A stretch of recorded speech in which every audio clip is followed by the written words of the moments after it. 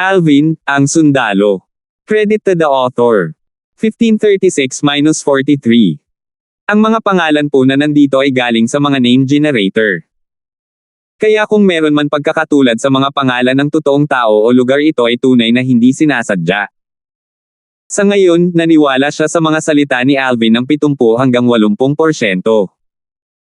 Matapos malaman na ang kanyang anak ay malamang na namatay pagkatapos pumasok sa pagoda na ito dahil sa kasakiman, tanging kalungkutan ang nasa kanyang puso at walang puot. Kung tutuusin, hindi niya masusuklian ang isang tore, hindi ba? Devon, huwag mong sabihin sa akin na talagang napakalungkot mo. Kung hindi ka namatay at nagawang makuha ang pamana na ipinasa ng Sword Saint, Berting, tiyak na makakabalik ka sa Dragon Clan ng malakas na may lakas na maaaring mangibabaw sa buong Dragon Clan. Sayang. Sayang naman ang talent mo. Walang tunog si Diego sa kanyang puso. Nanlumo siya sa katotohanang nawalan siya ng isang anak na namatay sa walang kabuluhang kamatayan. Gayunpaman, matapos malaman ang dahilan ng pagkamatay ng kanyang anak, pansamantala rin niyang pinigilan ang kalungkutan sa kanyang puso habang ikinukulong niya ang nag-aapoy na tingin sa napakalaking 7 palapag na pagoda sa kanyang harapan. Kaya, iyon ang relic na iniwan ng Sword Saint, Berting. Maliban sa pagkakaroon ng maraming kayamanan, ang gayong kahangahangang relic ay tiyak na magkakaroon ng iba pang mga pamana na naiwan sa kanya. Ang pinakamalakas na pamamaraan ng Sword Saint ay ang kanyang swordsmanship. Kung ako, si Diego, ay makukuha ko ang legacy ng kanyang swordsmanly na posible para sa Marty, para malaya ako, Lupang Santo. Sa sandaling naramdaman ni Diego na maaaring magkaroon siya ng pagkakataong magmana ng pamana ng Sword Saint, napuno ang kanyang puso ng hindi maipaliwanag na pananabik. Sa sandaling iyon, ibinalik na niya sa kanyang isipan ang lahat ng naiisip tungkol sa pagkamatay ng kanyang anak. Marahil, nang mapagtanto niyang hindi pa pinatay ang kanyang anak, tuluyang nawala ang kanyang galit at ang natitira na lang ay isang bahagyang kalungkutan. Ang Dao Martial Saintland ay isang lugar kung saan ito ay isang survival of the fittest at ang malalakas ay iginagalang. Sa ngayon, may mas mahalagang bagay na dapat niyang alalahanin. Paano tayo papasok sa pagoda? Tumingin si Diego kay Alvin at nagtanong. Kung gusto nating pumasok, dapat maglagay muna tayo ng formation sa perimeter nito at paghiwalayin ang tubig. Pagkatapos, pupunta tayo sa lugar na walang tubig dagat. Kapag malapit na tayo dito, mararamdaman natin ang lakas ng pagsipsip nito at magiging maayos ang lahat kung hindi tayo lalaban. Kapag lumaban tayo, hindi natin ito mapapasok, sabi ni Alvin kay Diego. Paghiwalayin ang tubig dagat. Para saan? Sumimangot si Diego, medyo naguguluhan tungkol dito. Nasa kanya ang lahat ng dahilan upang matarante dahil ito ay kakaiba. Makakapasok din kaya ang tubig dagat sa pagoda? Kung hindi namin paghiwalayin ang tubig, makapasok pa rin kami sa pagoda, ngunit agad kaming ilalabas nito. Ayon sa mga pagsubok na pinagdaanan namin ni Devon bago ito, dapat ay walang anumang kaguluhan mula sa labas sa pagoda. Kung hindi, ang espasyo sa loob ay magiging hindi matatag, paliwanag ni Alvin. Matapos marinig ang paglilinaw ni Alvin, si Diego ay nagmuni-muni saglit at walang pakialam na sinabi, pumasok ka. Ha! Si Alvin ay natigilan at hindi makapag-react sa oras. Sinabi ko sa iyo na pumasok, ulit ni Diego. Nang marinig ni Alvin ang kanyang tagubilin, tiningnan niya ng mabuti si Diego at bumaantong hininga sa kanyang puso, talagang napakaingat si Diego. Kasabay nito, pumasok siya sa 7 Treasures Exquisite Pagoda na iyon lang ang iniisip. Sa sandaling pumasok siya sa 7 Treasures Exquisite Pagoda, naramdaman niyang parang niyanig ng lindol ang buong lugar bago siya muling pinaalis. Sa ngayon, patuloy ang pagdiin ng tubig dagat sa 7 Treasures Exquisite Pagoda at ang espasyo sa loob ay hindi rin matatag. Si Alvin ay hindi nagsinungaling tungkol dito. Kung talagang gusto niyang akitin si Diego, kailangan niyang lumikha ng isang kapaligiran na ganap na walang anumang kaguluhan sa labas ng 7 Treasures Exquisite Pagoda. Sa ganoong paraan, hindi kaagad matutulak si Diego palabas ng pagoda. Kinailangan din ni Elder Hal ng ilang oras para makakilos din. Dahil dito, parang babala kay Diego ang mga salitang binitawan niya kanina, sakaling isipin ng huli na hinala ang kanyang mga kilos.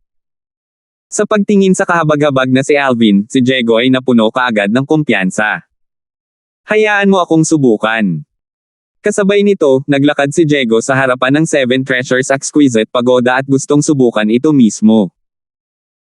Palihim, naisip ni Alvin sa kanyang puso na kontrolin ang Seven Treasures Exquisite Pagoda upang sipsipin si Diego, ngunit kahit naisip na niya ito sa kanyang isipan, si Diego ay nanatiling hindi kumikibo at hindi pumasok. Bumilis ang tibok ng puso ni Alvin. Alam niya na ito ay dahil nilabanan ni Diego ang Seven Treasures Exquisite Pagoda. Sa ngayon, ang Seven Treasures Exquisite Pagoda ay hindi pa rin nilagyan ng kakayahang humila ng mga tao sa pamamagitan ng puwersa. Tulad ng inaasahan. Ito rin ang eksperimento ni Diego na nagpatunay na hindi nagsinungaling sa kanya si Alvin. Muli, sa sandaling naisip ito ni Diego, sinimulan niyang i-relax ang kanyang katawan at hinayaang hilahin siya ng Seven Treasures Exquisite Pagoda. Kasabay ng pagkislap ng isang kinang sa kanyang mga mata at bago niya napagtanto kung ano ang nangyayari, naramdaman niya ang isang malaking panlaban na dumapo sa kanyang katawan at itinulak siya palabas ng malaking tore. Ang puwersang ito ay napakalawak na ramdam niya kung gaano siya kaliit sa sandaling iyon. Kumalat ang hindi komportableng pakiramdam sa buong katawan niya at nang muling sumilay ang ningning sa mga mata ni Diego, napansin niyang nakabalik na siya sa labas ng Seven Treasures Exquisite Pagoda. Hindi naman kita ni loko, diba? Si Alvin ay tumingin ng walang pakialam kay Diego at nagkibit balikat. Malamig na bamantong hininga si Diego bago muling idinagdag, noong nakaraan, paano ninyo nagawang paghiwalayin ni Devin ang tubig dagat? Ako ang naghiwalay nito gamit ang inscription formation mula sa Mortal Continent. Gayunpaman, dahil din sa binigay sa akin ni Devin ang napakaraming mapagkukunan kaya nitong tumagal ng ganoon katagal. Kung gagamitin ko ang lahat ng mga materyales na kailangan kong ilatag ngayon, hindi ito magtatagal, napakamakinis na paliwanag ni Alvin. Subukan muna nating gamitin ang mga materyales na mayroon ka ngayon. Tingnan ko muna ang sitwasyon sa loob. Sa karamihan, maaari muna tayong lumabas at magtakda ng panibagong porma sayon upang makapasok muli pagkatapos nating makahanap ng sapat na mapagkukunan, sabi ni Diego. Narinig ko na ang Dao Martial Saint Land ay mayroong Dao Talisman Formation o Saint Inscription Formation at halos pareho sila sa Inscription Formation mula sa ating Mortal Continent. Hindi lang iyon, mas epektibo rin sila. Tumingin si Alvin kay Diego na may nagbabagang tingin. Hindi ako Dao Talisman Master o Saint Inscription Master. Ang nag-iisang pangungusap na ito mula sa Diego ay nakadama ng labis na pagkabigo kay Alvin. Habang pinanghihinaan siya ng loob, hindi napigilan ang kanyang puso na sumikip agad. Pinaplano ko noong una na hayaan siyang maghukay ng sarili niyang libingan kung siya ay Dao Talisman Master o Saint Inscription Master, ngunit ngayon mukhang ako lang ang makakagawa nito. At saka, para hindi mapataas ang kanyang hinala, hindi ko rin magagamit ang Saint Inscription para iset up ang formation. Siyempre, si Alvin, na nakapagsulat na ng 2-star Saint Inscription, ay makakabuo din ng madaling Saint Inscription Formation. Gayunpaman, upang maiwasan ang pag-aalinlangan, maaari lamang niyang iset up ang Inscription Formation. Sa sandaling iyon, dapat maging maingat ang bawat hakbang niya. Hindi siya maaaring kumuha ng anumang panganib sa lahat. Kung siya ay gumawa ng isang hakbang na mali, ang bawat hakbang ay magkakasunod na mali. Sa mga materyales na nasa kamay ko ngayon, natatakot ako na ang inscription formation na aking na-set up ay tatagal lamang ng isang span ng 10 paghinga, naisip ni Alvin sa kanyang sarili. Sa sandaling naisip ito ni Alvin, sinabi niya kay Diego, siguro dapat nating hanapin ang mga materyales na kailangan natin para iset up ang inscription formation. Gamit ang mga materyales na mayroon ako, ang inscription formation na maaari kong iset up ay tatagal lamang ng 2 hanggang 3 paghinga ng pinakamaraming. Binawasan ni Alvin ang time frame ng husto upang mapayag si Diego na hanapin muna ang mga materyales. Gayunpaman, ang sumunod na sinabi ni Diego ay naging sanhi ng kanyang damdamin upang maging malungkot kaagad. The span of 2 to 3 breaths is already enough. Gusto ko lang tingnan ang kalagayan sa loob at wala akong planong gumala-gala. Ito ang tunay na intensyon ni Diego. Gusto ni Alvin na bigyan ang kanyang sarili ng isang malakas, matunog na sampal. Dapat ay sinabi niya na wala siyang anumang material para iset up ang inscription formation sa ngayon. Mula sa sitwasyon ngayon, isang spa ng 10 paghinga lang ang maibibigay niya kay Elder Hal. Iniisip ko kung kaya ba siyang patayin ni Elder Hal sa loob ng 10 paghinga. Habang iniisip niya ito, tinanong niya si Elder Hal tungkol dito. Maaari ko lang suriin ang kanyang lakas at hindi na siya mas mahina kaysa sa akin ngayon. Ang masasabi ko lang ay hindi ko magagarantiya na mapapatay ko siya sa loob ng 10 paghinga. Ngunit gagawin ko pa rin ang lahat para sirain siya at tulungan kang malutas ang krisis ngayon, sagot ni Elder Hal. Gaano kalaki ang tiwala mo para patayin siya? Tanong ni Alvin. 50%, muling sagot ni Elder Hal. 50%. Muling nagbago ang takbo ng pag-iisip ni Alvin at sa huli, nagngangalit siya sa kanyang mga ngipin. Tere na lang. Ang isa ay kailangang ipagsapalaran ito upang makahanap ng kapalaran. Bukod dito, wala siyang ibang opsyon sa puntong ito ngayon. Ito lang ang kaya niyang gawin. Kapag itinatakda ko ang inscription formation, kakailanganin kong tumulong ka sa paghahati ng tubig dagat na nakapalibot sa pagoda. Pagkatapos lamang nating makapasok, hahayaan natin ang inscription formation na kumapit sa tubig dagat na ito, sabi ni Alvin, nakatingin kay Diego. Walang pakialam na tumango si Diego. Pagkatapos, nang hindi siya nakikitang kumikilos, ang tubig dagat na sumisiksik pababa sa Seven Treasures Exquisite Pagoda ay nahiwalay at itinulak palayo. Kasabay nito, ang lugar sa loob ng perimeter ng Seven Treasures Exquisite Pagoda ay wala ng patak ng tubig sa paligid nito. Kung tungkol sa paghihiwalay ng tubig dagat na may napakalaking malakas na presyon sa kailaliman ng dagat, si Diego ay tila isang mahinang gawain lamang. Sa totoo lang, ganoon siya kalakas. Maging si Alvin ay maaari ding paghiwalayin ang tubig dagat gamit ang kanyang true energy sa pamamagitan ng pag-asa sa kanyang cultivation base ng Perfection Saint Rudiment Stage. Hindi rin magiging problema para sa kanya na tumagal ng 10 hanggang 15 araw, lalo pa ang isang powerhouse ng Saint Stage tulad ni Diego. Kung alam ko ito ng mas maaga, naghanda ako ng higit pang mga materyales na maaaring mag-inscribe ng gayong inscription formation. Habang sinimulang iset up ni Alvin ang inscription formation, ang kanyang puso ay napuno ng panghihinayang. Gayunpaman, paano magiging posible para sa nakaraan na inaasahan niya iyon sa hinaharap? Paano niya inaasahan na haharapin niya ang ganitong sitwasyon ngayon? Lahat ng problema ay may solusyon. Huminga ng malalim, huminahon si Alvin at pinatahimik ang kanyang puso habang nakatuon siya sa pag-aayos ng inscription formation. Dapat nasa pinakamagandang estado na siya ngayon. Noon lang siya makakapagbigay ng kanyang pinakamahusay na palabas. Marahil, mabibili rin niya si Elder Hal ng mas maraming oras. Kung tutuusin, napakaikli lang ng span ng 10 paghinga. Kahit papaano, tila nakalimutan ni Alvin ang sitwasyong kinalalagyan niya ngayon. Nakalimutan na niya ang lahat, tumutok siya sa pagtatatag ng inscription formation na matagal na niyang hindi na i-set up.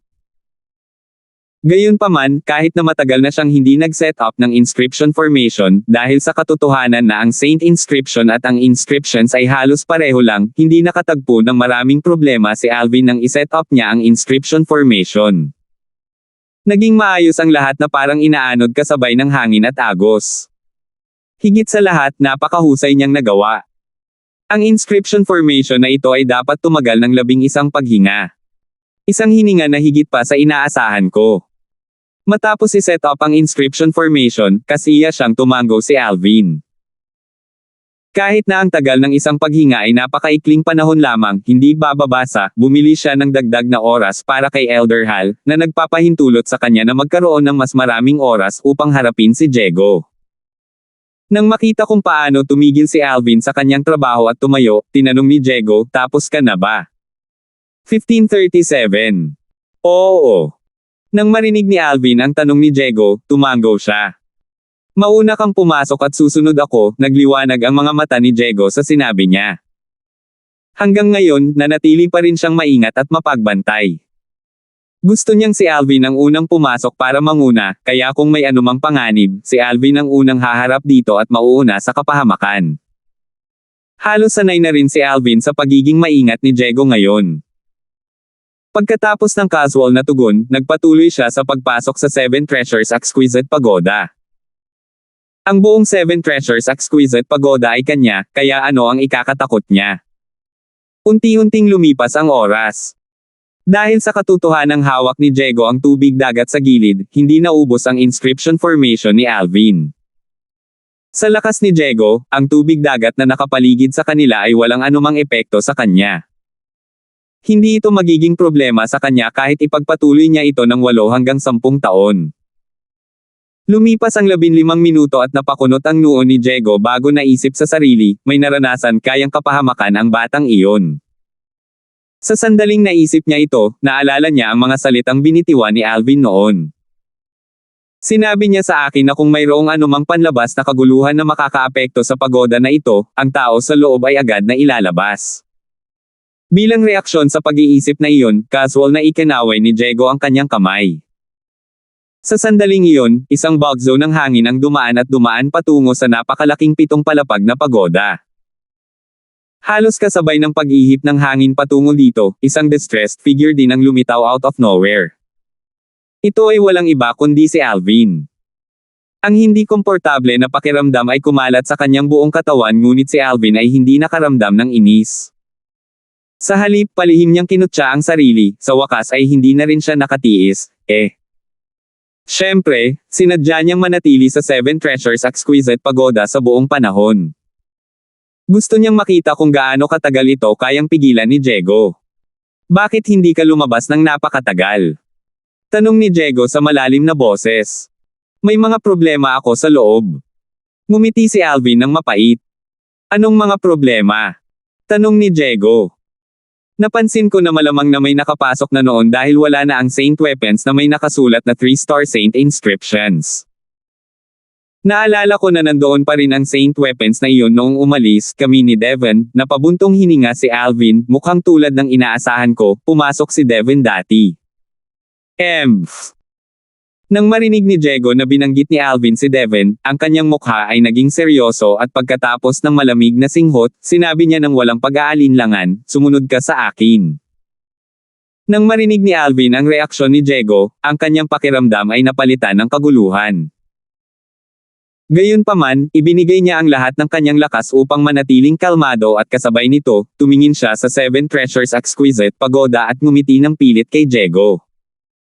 Senior, bakit hindi na lang ako manatili sa labas para tulungan kang pigilan ang nakapaligid na tubig dagat at mag-isa kang pumasok doon? Kasama ko sa labas, hindi mo kailangang mag-alala na matutulak ka palabas sa loob lang ng 2 hanggang 3 paghinga. Ano? Gusto mong samantalahin ang pagkakataong tumakas kapag pumasok ako? Malamig na bulong ni Diego. Kung ganoon, makatitiyak ka. Pagkatapos ng usaping ito ngayon, basta't sumumpa ka sa Thunder Penalty Oath na hindi ka direktang nauugnay sa pagkamatay ni Devon, syempre, hindi nakita guguluhin pa. Ako ang 5-clawed Golden Dragon mula sa Dragon Clan at marangal ako, kaya, syempre, hindi ako isang insensible na tao. Dahil sa sinabi ni Diego, napangiti siya sa kanyang ilong. Hindi ba insensitive na tao? Kung hindi siya insensible na tao, nakapatay kaya siya ng napakaraming tao sa Half Moon Island at gagawing guho ang isla. Siyempre, hindi sinabi ni Alvin ang lahat ng ito ng malakas. Sa ngayon, walang pag-aalinlangan na liligawan niya ang pagkatalo sa pamamagitan ng pakikipaglaban sa napakaraming posibilidad kung makikipag-unahan siya kay Diego. Hindi pa rin siya umabot sa ganoong antas ng desperasyon. Senior, hindi naman talaga ako makakapanumpan yan, di ba? Kung talagang namatay si Devon sa pagoda na ito, siguradong may direktang relasyon ito sa akin. Kung tutuusin, dahil sa akin kaya niya nalaman ang pagkakaroon ng pagoda na ito at sa kanya lang ito pinasok. Siyempre, napag-isipan ko na rin ito at madaling lutisin ang problemang ito. Magiging maayos ang lahat basta't magdagdag ka sa ilang kondisyon kapag sumumpa ka sa Thunder Penalty Oath, ngumuso si Diego, sa ngayon, susundan mo muna ako, at 2 hanggang 3 paghinga ay higit pa sa sapat para makita ko. Dahil dumating na ito sa yugtong ito, hindi na siya tinanggihan ni Alvin dahil kung patuloy niya itong tatanggihan muli, tiyak na magtataas ito ng hinala ni Diego at iyon ang resulta na ayaw niyang makita. Sa pag-iisip na iyon sa kanyang isipan, pumasok si Alvin sa Seven Treasures Exquisite Pagoda at kasabay nito, kinokontrol niya ang pagoda upang palawigan ang kanyang suction energy at ipasok si Diego. Sa sandaling pumasok si Diego, ang tubig dagat sa labas ay tila nawala ng kontrol habang bumubulusok ito patungo sa Seven Treasures Exquisite Pagoda. Gayunpaman, ang lahat ng tubig dagat ay hinaranggan pa rin ng inscription formation na itinayo ni Alvin. Siyempre, isa pa rin itong inscription formation kung tutuusin. Higit pa rito, gawa rin ito ng mga simpleng materyales. Sa ilalim ng presyon mula sa tubig dagat, ang layer ng light shield na nabuo ng inscription formation ay nagsimulang lumabo ng unti-unti. Kapag ang liwanag na kalasag ay ganap na lumabo, ito ay mababasag din habang itinulak ito ng tubig dagat. Sa oras na iyon, maging si Alvin o Diego, parehong agad na mapapatalsik ng Seven Treasures Exquisite Pagoda. Elder Hal, ipaubaya ko na sa iyo. Pagkatapos pumasok ni Alvin sa Seven Treasures Exquisite Pagoda, umiwas siya sa gilid at sa lalong madaling panahon, natakpan sila ng isang layer ng fog. Siyempre, hindi talaga makita ni Alvin ang layer ng fog na ito.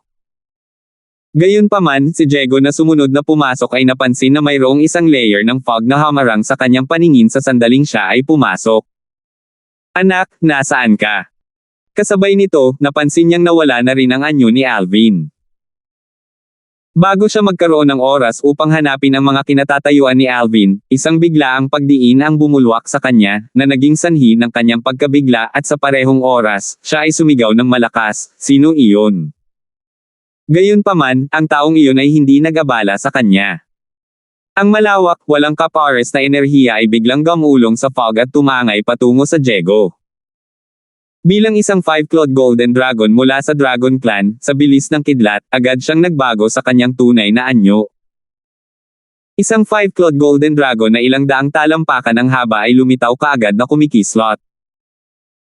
Ang kanyang buntot ng dragon ay tumakas na parang kidlat at umaagos patungo sa enerhiya na nagbigay sa kanya ng hindi maipaliwanag na presyon. Bang!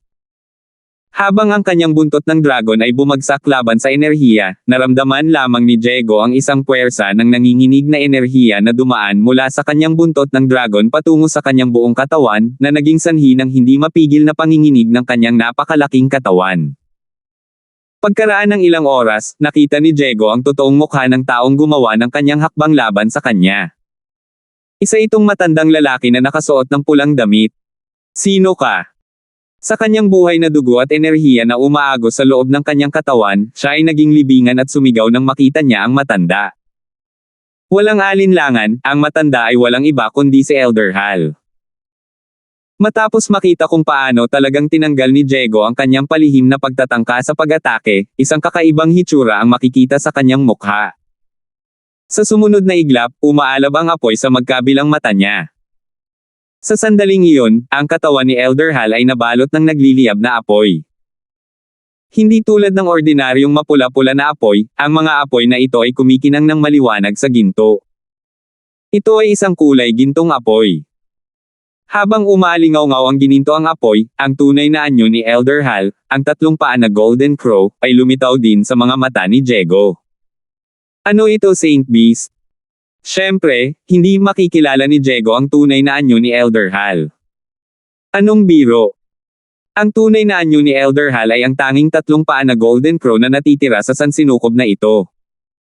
Wala nang pangalawang 3-legged Golden Crow na matatagpuan sa universo na ito. Sa likod ng mga layer ng fog ay nakatayo si Alvin. Sa kanyang larangan ng paningin, walang hamog at ang nakatayo lamang ay isang napakalaking 5-clawed golden dragon at isang napakalaking 3-legged golden crow, isa pang 9 na hininga ang natitira. Sana ay mapatay siya ni Elder Hal sa panahong ito. Kung hindi, ang susunod na mapapahamak ay ako. Ang puso ni Alvin ay napuno ng pag-asa at pagkabalisa. Ang resulta ng labanang ito ay direktang nauugnay sa kanyang buhay at kamatayan. Kung bakit hindi nagpatuloy si Elder Hal na gumawa ng isa pang hakbang sa sandaling ang kanyang pag-atake ay hinarang ni Diego, nakita ni Alvin ang dahilan kung bakit. Marahil ay dahil hinahanap ni Elder Hal ang kapintasan ni Diego para mapatay niya ito sa pinakamaikling panahon na posible. Bago pumasok si Alvin, sinabi na niya kay Elder Hal na mayroon lamang siyang 11 paghinga. Ang kanyang buhay ay critical din kay Elder Hal, kaya naniniwala siya na ang huli ay tiyak na hindi magpapakita ng anumang awa. Sa isang kisap mata, isa na namang hininga ang lumipas. Sa sandaling iyon, sa wakas ay nakakilo si Elder Hal. Una, nag-transform siya sa isang gintong apoy na tila isang kinang sa gabi bago agad na hamampas sa totoong anyo ni Diego, ang 5-clawed golden dragon. Siyempre, ang bilis ng gininto ang apoy ay napakabilis kaya halos hindi na mahuli ni Alvin ang natitirang bakas. Kung tungkol sa tunay na anyo ni Diego, napakabilis din niya. Napakabilis niya na halos hindi siya mahuli ni Alvin. Bang! Bang! Bang! Habang kumilo si Elder Hal, umalangaw-ngaw din sa hangin ang sunod-sunod na malalakas na pagsabog. Ang mga putok ay nakakabingi sa tenga at nagdulot ng panginginig sa mga gulugad ng mga nakarinig nito. Boom! Boom! Boom! Kasabay ng serye ng mga pagsabog ay isang serye ng malawak, lumiligid na airwave. Ang mga airwave ay nakompress upang maging mga impact wave na tumangay sa lahat ng direksyon, na bumabalot kay Alvin at pinilit siyang umatras ng sunod-sunod. Kasabay nito, hindi na nagsalita si Diego. Siyempre, gusto niyang ibuka ang kanyang bibig, ngunit ang pag-atake na inilunsad sa kanya ni Elder Hal ay katulad ng mga bagyong humahampas sa kanya at pinatuyo siya.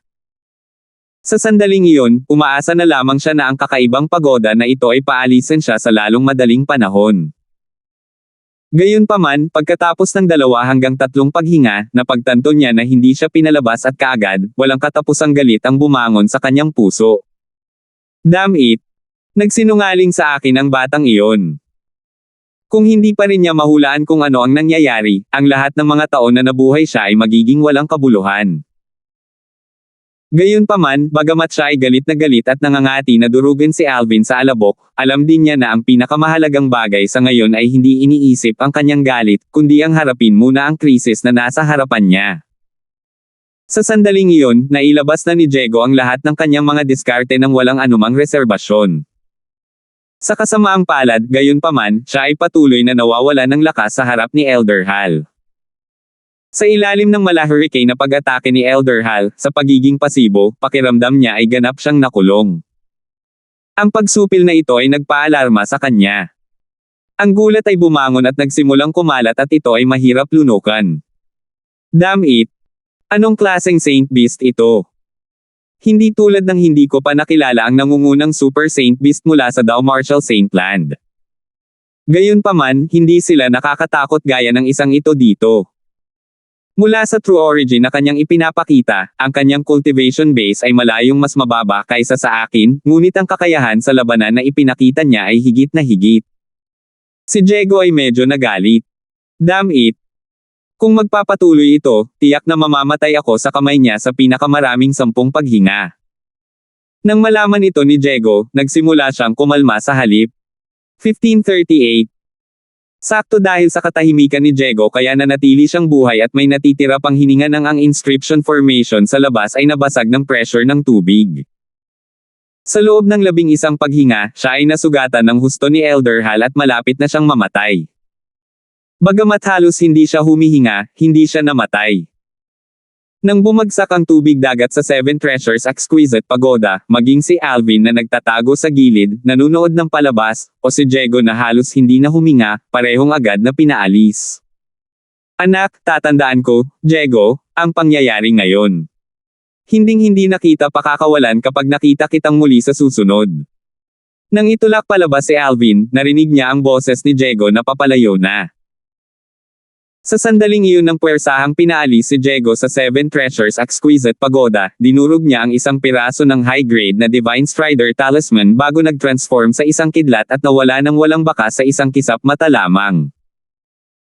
Maaaring gamitin ng mga powerhouse na nasa Saint Stage at mas mataas ang kanilang true origin para i-activate ang Dao Talisman, at hindi na nila kailangan pang sumigaw ng salitang, appear. Masyadong. Kailangan lang nilang ipasok ang kanilang true origin dito at durugin ito. Narinig ni Alvin na binibigkas ito ni Diego ng may mababang espiritu. Halatang nakaranas siya ng matinding pinsala. Bukod doon, hindi na siya nang ahas na manatili pa at halatang natatakot siya kay Elder Hal. Kailangan kong bumalik ngayon. Sa pagsamantala ng pagkakataon na siya ay nasa estado ng gulat at mawala ang kanyang makatwirang paghuhusga ngayon, kailangan kong dalhin si Uncle Feng, teacher at ang iba papalayo sa Half Moon Island. Nang walang pag-aalinlangan, bago pa man niya nagawang sabihin kay Elder Hal, ang three-legged golden crow sa loob ng Seven Treasures Exquisite Pagoda, mabilis na inimbak ni Alvin ang pagoda at bumalik sa Half Moon Island sa pinakamabilis niyang bilis. Pagkatapos niyang magmadaling bumalik sa Half Moon Island, si Wilbur at ang iba pa ay puno ng kagalakan nang makita siya.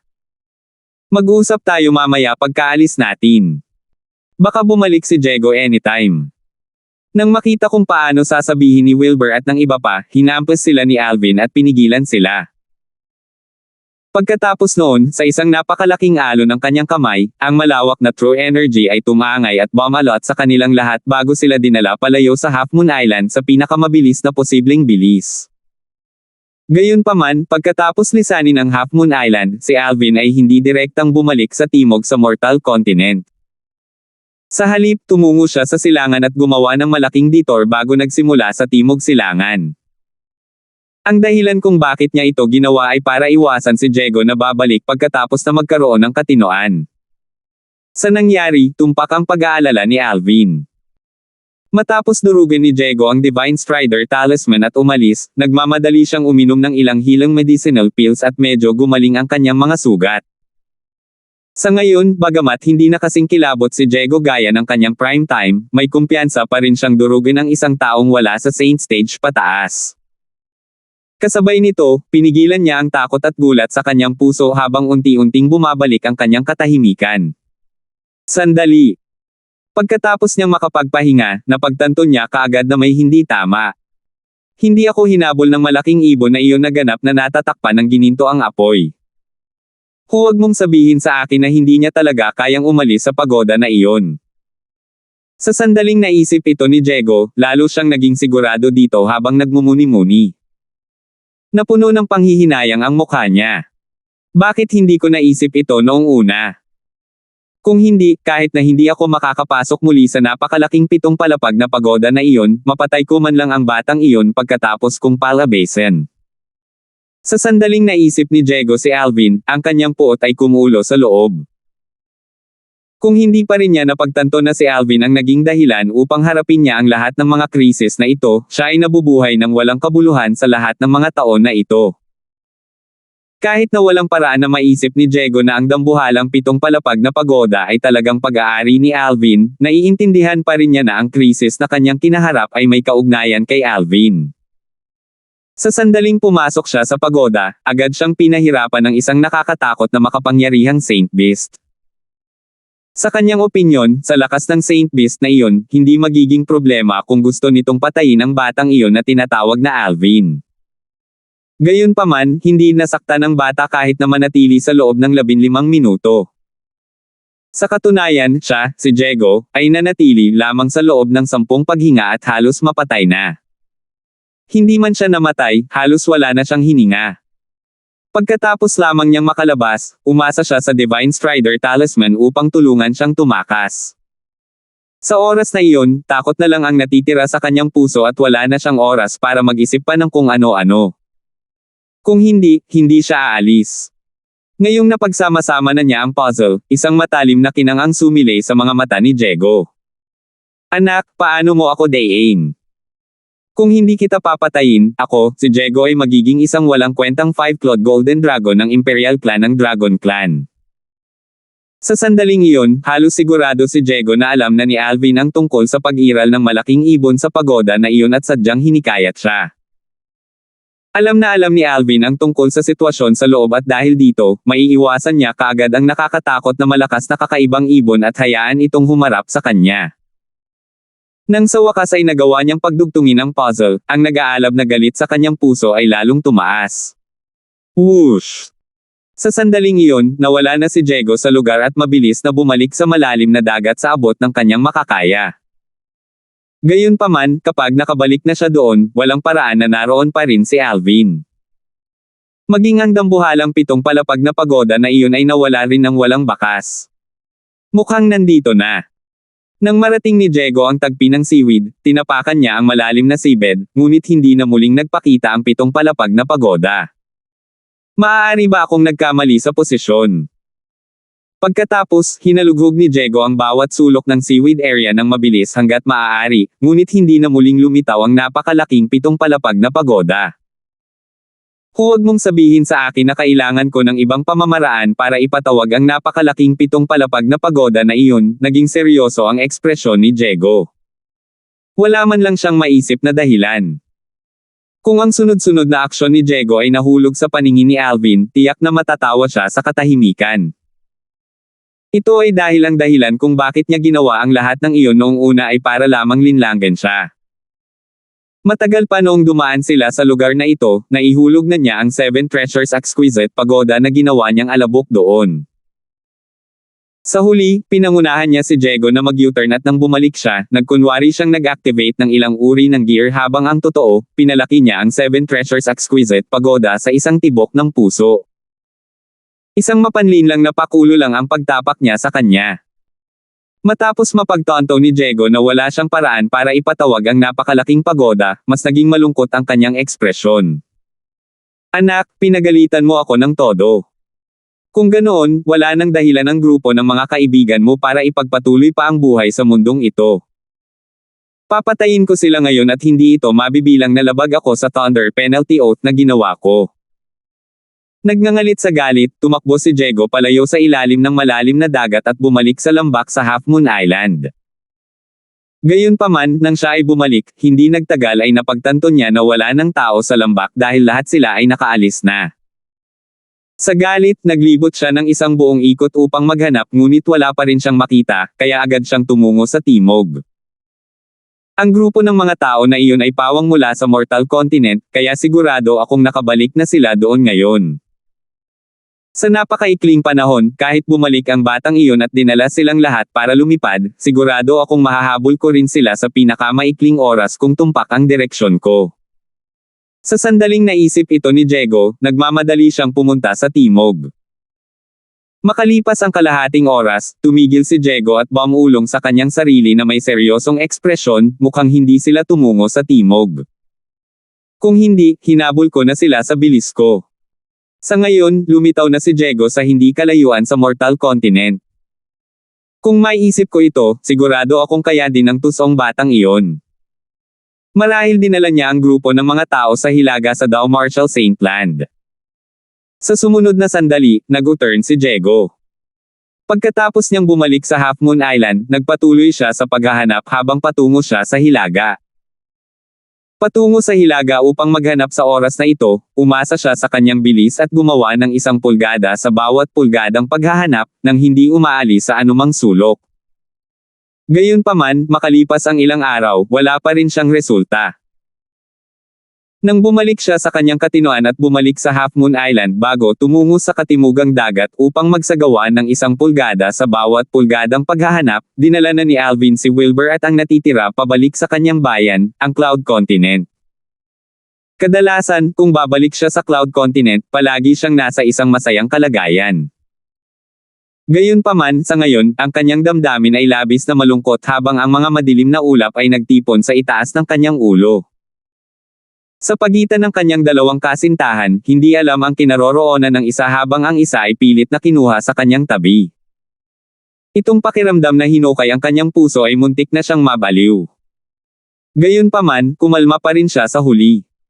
Sa oras na ito, ang tanging magagawa na lang niya ngayon ay huminahon dahil ang pagiging galit na galit ay walang silbi. Dahil nabuhay sa dalawang reinkarnasyon, si Alvin ay mayroon pa ring 1 minutong pagpipigil sa sarili. Kasama ni Little Megan si Little Black at ang iba pa, kaya sigurado akong magiging maayos din siya.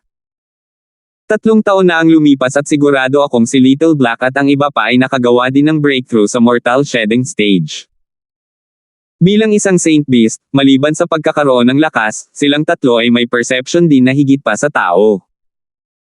Half Moon Island ay naranasan na nila iyon, at mayroon silang 1 kapahamakan, kaya't sila ay may 1 kapahamakan, na maaari nilang mahanap ang X na iyon. Humingi ng backup. Pagkatapos niyang kumalma, ang kanyang tren ng pag-iisip ay nagsimulang maging mas malinaw ngayon. Nang maisip niya ito, gumaan kaagad ang pakiramdam niya. Si Kelly ay kinuha ni Mildred at sa ugali ni Mildred sa kanya, malamang na hindi niya siya sasaktan. Si Mildred ay mula sa fire worship sect na iyon o kung ano pa man at sa hinaharap, kung gusto kong hanapin si Kelly, ito lang ang tanging clone na mayroon ako hanggang ngayon. Nang maisip ni Alvin si Kelly, hindi niya maiwasang maramdaman ang kanyang puso na tinamaan ng matinding kalungkutan kahit na siya ay kumalma na. Halatang hindi nasisiyahan si Mildred na buntis si Kelly. Higit pa rito, mula sa kanyang mga salita, tila may isa pang grupo ng mga tao na naghahanap din kay Kelly. Baka sa halip ay saktan siya ng grupong iyon ng mga tao. Anong uri ng pagkakakilanlan ang mayroon si Kelly? Si Alvin ay nanatiling tuliro pagkatapos ng mahabang panahon ng pagmumuni-muni.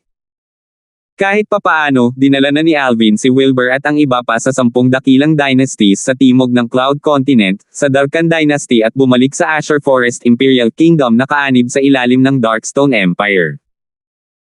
Ang huling hantungan niya ay ang liblib na canyon na nakatago sa kalaliman ng mga bundok, na siya ring mga makasaysayang labi na naiwan ng Sword Saint Berting. Sa ngayon, lahat ng taong nasa tabi niya ay handang ibigay ang kanilang buhay sa kanya, kaya wala siyang balak na itago ito sa kanila. Siyempre, marami bukod sa kanya ang nakipag-ugnayan sa kanya na ito dati tulad nina Jack, Wilbur, at Sima. Sila ay pinamamahalaang upang umani ng ilang benepisyo mula dito. Ito ang unang pagkakataon na naroon si Henry, ang Niger Twins, at ang Gold Thug.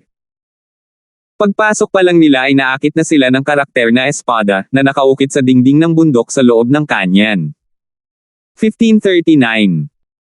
Nang maakit si Henry at ang ilang iba pa sa karakter na espada, sa pader ng bundok, sinabihan ni Alvin sina Wilbur, Sima at Jack na may seryosong ekspresyon.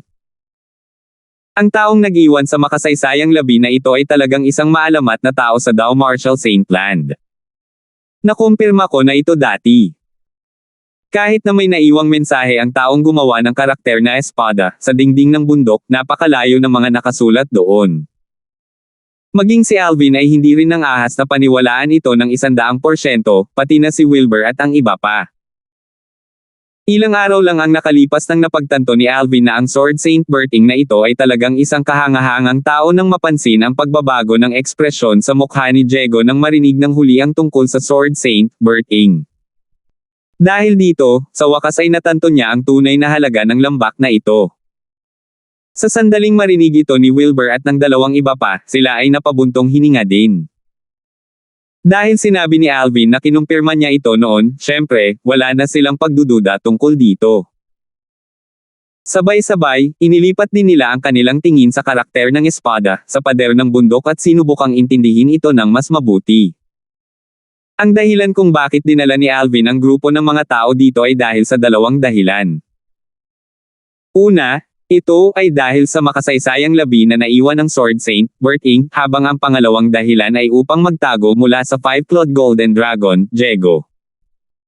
Naniniwala siya na kahit na dumating si Diego sa Cloud Continent at lumibot sa buong Cloud Continent, hindi niya talaga mahahanap ang mga ito. Ito ay dahil ang lambak na kinaroroonan niya ngayon ay naglabas ng isang pambihirang chi-field dahil sa karakter na espada, na iniwan ng Sword Saint.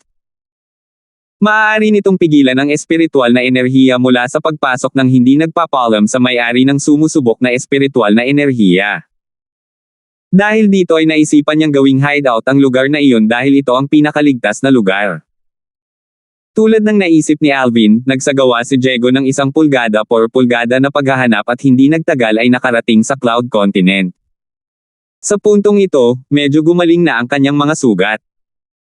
Kahit na hindi pa siya nakaka-recover sa kanyang prime condition, hindi pa rin siya magtatagal upang halughog ang buong Cloud Continent sa kanyang kasalukuyang bilis. Tahimik na lumipas ang oras. Makalipas ang ilang buwan, sinukli na ni Diego ang Cloud Continent ng maingat, ngunit wala pa rin siyang nakitang bakas ni Alvin at ng iba pa. Sa isang sandali, siya ay ganap na nenas. Galit na galit, bumalik siya sa Half Moon Island at sa pagtataas ng kanyang kamay, ang malawak na lumiligid na enerhiya ay nawala tulad ng maitim na ulap na nakasabit sa isang lungsod bago binalot at dumaong sa isla na kasing dali ng pagdurog ng mga tuyong dahon. Boom! Boom! Boom! Boom! Boom! Sa sobrang paglabas ng galit ni Diego, nawala ang buong Half Moon Island sa ibabaw ng dagat sa loob ng wala pang isang oras. Ang lugar kung saan orihinal na nakatayo ang Half Moon Island ay naging bahagi na ngayon ng malawak na karagatan. Alvin. Nang maalala niya ang binatang naka-purple na nanlinlang sa kanya, si Diego ay nagngangalit ang kanyang mga ngipin sa puot, ngunit wala siyang magagawa dahil hindi niya ito mahanap. Walang pinagkaiba kahit gaano pa niya kamuhi sa kanya kung hindi man lang niya ito mahahanap. Sa kanyang pagiging tuso, si Younger ay malamang na naakit at nalinlang niya na pumunta sa pagoda at pinatay ng kakaibang malaking ibon na ang buong katawan ay sinunog ng gintong apoy. Habang iniisip ito ni Diego, mas kumbinsido siya na maaaring nangyari iyon. Ang sama ng loob ng pagkamatay ng kanyang anak sa kanyang puso ay nagdulot sa kanya ng pagsisisi kay Alvin dahil itinuring niya siya ngayon bilang kaaway na pumatay sa kanyang anak. Alvin, mahahanap na rin kita. Sa oras na iyon, ipapapatay kita sa isang kakilakilabot na kamatayan. Matapos magungol sa galit, tuluyan na siyang umalis. Umalis siya at tumungo sa hilaga, pabalik sa Dow Marshall Saint Land. Ang kanyang destinasyon ay ang Dragon Clan. Habang kinamumuhian niya si Alvin sa kaibuturan at nangangati na durugin siya sa alikabok, isang maganda, mapangakit na figure ay hindi maiwasang lumitaw din sa isip ni Diego. Ang may-ari ng magandang figurang iyon ay walang iba kay Mildred. Ang Fire Worship Sect. Sa totoo lang, hindi pa ako nakarinig ng ganoong sekta. Sa totoo lang, ang isang sekta na maaaring magsilang ng ganoong powerhouse na tulad niya ay hindi magiging isang sekta na hindi nagtataglay ng katanyagan sa Dow Marshall Saint Land. Sa pagbabalik, napuno ng hinala ang puso ni Diego. At saka, sa tono niya, parang sigurado siyang malalaman ng clan leader ang tungkol sa Fire Worship Sect. Nang maisip niya ito, sabik na sabik siyang makabalik. Gayunpaman, ang kanyang kalooban ay lumalala pa rin habang nasa daan dahil sa walang iba kundi si Alvin. Alam niya na naging maingat na siya ngunit gayunpaman, nahulog siya sa panlilinlang ni Alvin. Ito ay nagpagalit sa kanya at sabay na inis. Kailan pa siya naloko ng ganito sa buong buhay niya? Isa pa, nalinlang siya ng umano'y kaaway na pumatay sa kanyang anak. Bilang 5-clawed Golden Dragon ng imperial na pamilya ng Dragon Clan, mayroon siyang dignidad na higit pa sa buhay niya, kaya paano niya matatanggap na niloloko siya ng ganoon. Dahil dito, hindi pa rin nawawala ang kanyang nagngangalit na galit kahit na bumalik na siya sa angkan ng dragon. Matapos bumalik si Diego sa Dragon Clan, agad siyang bumalik para hanapin ang kasalukuyang pinuno ng Dragon Clan, ang isa pang 5-clawed Divine Dragon maliban sa kanya sa Dragon Clan. Sa sandaling nakita niya siya, nagtanong siya ng hindi kumikibo, "Clan leader, narinig mo na ba ang Fire Worship Sect noon? Saan mo nalaman ang tungkol sa Fire Worship Sect?" Halos kasabay ng paglabas ng mga salita ni Diego sa kanyang bibig, ang ekspresyon ng pinuno ng Dragon Clan ay ganap na nagbago. Baka sa mukha niya ang takot. Baka sa magkabilang mata niya ang matinding takot. Walang alinlangan, ang reaksyon ng pinuno ng Dragon Clan ay nagulat kay Diego. "Mahal na Panginoon. Ano nga ba ang Fire Worship Sect na ito hanggang sa puntong maaari nitong takutin ang clan leader sa ganoong antas? Clan leader, ano ba talaga ang Fire Worship Sect na iyon?" Tanong ulit ni Diego. "Sabihin mo sa akin. Saan mo narinig ang tungkol sa Fire Worship Sect?" Inulit muli ng pinuno ng Dragon Clan ang kanyang tanong. Mabigat ang tono niya na para bang napakahalaga ng sagot na ito sa kanya. Nang makita kung gaano kaseryoso ang kanyang clan leader, naapektuhan din ang emosyon ni Diego. Kaagad, ibinuhos niya ang lahat ng ins and out na naranasan niya sa Half Moon Island nang hindi nag-iiwan ng kahit ano. Maliban sa usaping may kinalaman sa dambuhalang 7 palapag na pagoda, sinabi niya sa kanya ang lahat, kasama ang makapangyarihang babae na nagsabing siya ay mula sa Fire Worship Sect. Ang dahilan kung bakit hindi niya sinabi sa kanya ang tungkol sa napakalaking 7 palapag na pagoda ay dahil sa kanyang makasariling motibo. Sa kanyang opinyon, kahit na niloko siya ni Alvin, ang dambuhalang 7 palapag na pagoda na iyon ay tiyak na hindi peke. Ang lakas na nagpalaya sa kanya palabas ng napakalaking pagoda ay napakalakas na walang katumbas. Sa harap ng bumulwak na iyon ng enerhiya, wala siyang paraan upang labanan ang lahat. Sa makatuwid, hindi niya naisip na ang pagoda ay kay Alvin. Sa kanyang palagay, nasa ilalim pa ng dagat ang pagoda na iyon at wala pa siyang nahanap na paraan para lumabas ito pansamantala. Sa ngayon, itinuring niya ang lahat ng nasa pagoda bilang kanyang pag-aari. Walang sino man ang pinayagang hawakan ito. Ang relic na iniwan ng Sword Saint, Berting, ay sa akin, Diego. Ako lang, Diego, ang karapat-dapat na maging kahalili ng Sword Saint. Ito ang malalim na intensyon ni Diego. Sa pakikinig sa mga salita ni Diego, nakahinga ng maluwag ang pinuno ng Dragon Clan, parang hindi kanya sinisi o sinisi ang galit niya sa aming Dragon Clan. Salamat! Salamat! Sa sandaling ito, makikita pa rin sa mukha ng pinuno ng Dragon Clan ang isang matagal na takot. Clan leader, hindi mo pa sinasabi sa akin. Ano ba talaga itong Fire Worship Sect? Bakit kahit ka matatakot dito? Bakit wala pa akong narinig na ganoong sekta na kahit ikaw ay matatakot noon? Si Diego ay nanatiling tuliro kahit na matapos ang mahabang panahon ng pag-uusap.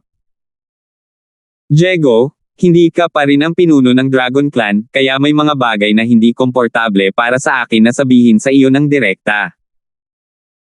Masasabi ko lang na ang Fire Worship Sect ay hindi isang bagay na maaaring masaktan ng aming Dragon Clan. Kahit na hindi ka payag na yumuko at yumuko sa mga tao sa Fire Worship Sect, kailangan mong bawiin ang pagiging isang Divine Clan ng Dragon, sabi ng Dragon sa pagiging isang Fivel Clan. Tame time. Clan leader, ang ibig mo bang sabihin ay ang Fire Worship Sect ay isang sekreto na tanging ang mga pinuno ng angkan ng ating Dragon Clan ang nakakaalam? Napabuntong hininga si Diego. Oo. Mataimtim na kinumpirma ng pinuno ng Dragon Clan, sa totoo lang, hindi lang ikaw, kundi maging ang mga matatandang lalaki mula sa sekta ay malamang na hindi pa nakarinig ng Fire Worship Sect dati.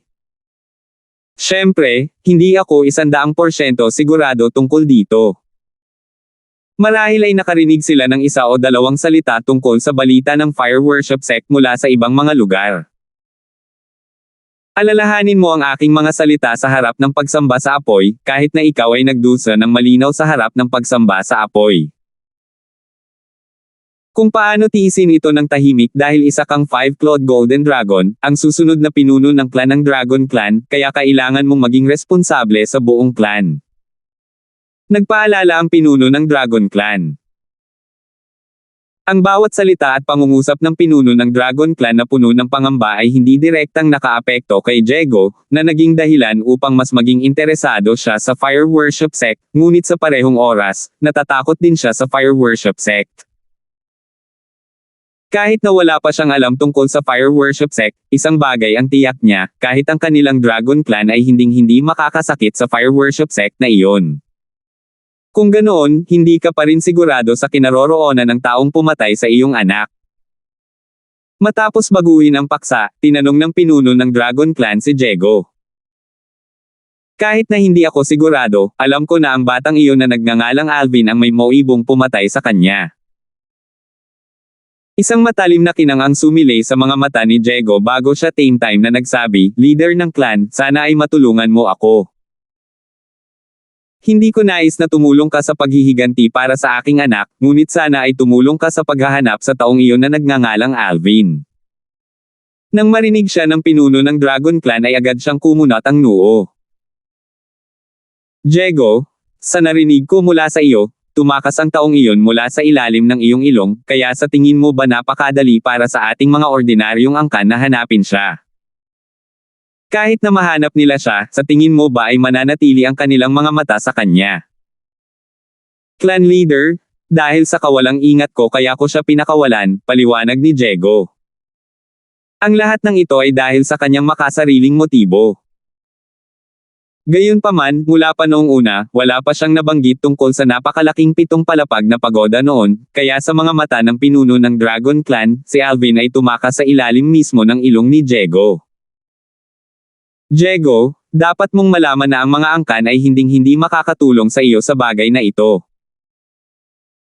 Sa mata ng ating mga angkan, ang taong iyon na pumatay sa iyong anak ay tumutulong lamang sa angkan ng dragon upang maalis ang kasamaan at siya talaga ang tagapagbigay ng ating angkan ng mga dragon. Sa tingin mo ba ay tutulungan ka ng mga angkan na labanan ang kanilang sariling tagapag-ampon? Umiling ang pinuno ng Dragon Clan. Clan leader, maaari mo na lang tanggalin ang bahagi kung saan pinatay niya ang anak ko at sabihin na gusto mo siyang hanapin. Kung bakit, ikaw na lang ang gumawa ng isa, clan leader. Nang marinig ni Diego ang mga salita ng clan leader, nabalisa siya kaagad. Kahit makapangyarihan siya, nag-iisa pa rin siya. Bagamat walang gaanong tao sa Dragon Clan, nakakalat sila kahit saan sa Dao Martial Saint Land at may mature na intelligence network. Para sa Dragon Clan, ang paghahanap para sa isang tao ay magiging mas madali kaysa sa kanya na nagtatrabaho ng mag-isa. Ano? Gusto mo bang magsinungaling ako sa mga angkan? Ang ekspresyon ng pinuno ng Dragon Clan ay naging seryoso at nagtanong ng marilag. Clan leader, kung sa tingin mo ito ay isang kasinungalingan, ito ay isang kasinungalingan kung gayon. Si Diego ay naglagay ng walang hiyang ekspresyon. Paano kung tanggihan kita? Pinaikit ng pinuno ng Dragon Clan ang kanyang mga mata at walang pakialam na nagtanong. 1540. Nang marinig ni Diego ang tugon ng clan leader ng Dragon Clan, sumagot siya ng may tame time na ekspresyon, wala akong magagawa kung tatanggihan mo ako, clan leader. Ngunit, ako, si Diego, ay aalis sa Dragon Clan at magiging isang walang pigil at walang sekta na magsasaka. Tinatakot mo ba ako? Tanong ng clan leader ng Dragon Clan sa malalim na boses habang malamig na kumikislap ang kanyang mga mata. Maaari mong tanggapin ito kahit anong gusto mo, clan leader. Upang maalis si Alvin, handa si Diego na gawin ang lahat. Natural, ito ay dahil hindi siya natatakot na tanggihan siya ng clan leader ng Dragon. Magaling. Napakahusay. Galit na galit ang clan leader ng Dragon Clan kaya tumawa lang siya ng baliw. Gamit ang isang kaway ng kanyang braso, pinalipad niya si Diego na may isang putok. Scram! Hindi nagalit si Diego kahit pinalipad siya. Sa halip, itinaas niya ang isang kamay upang panasan ang dugo sa gilid ng kanyang bibig at sinabing, "Salamat, clan leader." Alam niyang pumayag ang clan leader sa kanyang kahilingan. Kung tutuusin, siya lang ang 5-clawed golden dragon sa Dragon Clan bukod sa clan leader. Siya ay nakatakdang maging susunod na clan leader ng Dragon Clan. Kung siya ay talagang umalis sa Dragon Clan at naging isang sectless cultivator, ito ay nangangahulugan na ang Dragon Clan ay walang magiging pinuno sa hinaharap. Bilang kasalukuyang clan leader ng Dragon Clan, natural, hindi siya papayag na mangyari ito. Matapos ipahayag ang kanyang pasasalamat, tumalikod si Diego para umalis. Alam niyang kung mananatili siya, mas lalo lang niyang ipapahiya ang sarili niya. Alvin, inaabangan ko ang ating pagkikita. Bulong ni Diego sa sarili habang pinipikit ang mga mata na malamig na kumikinang.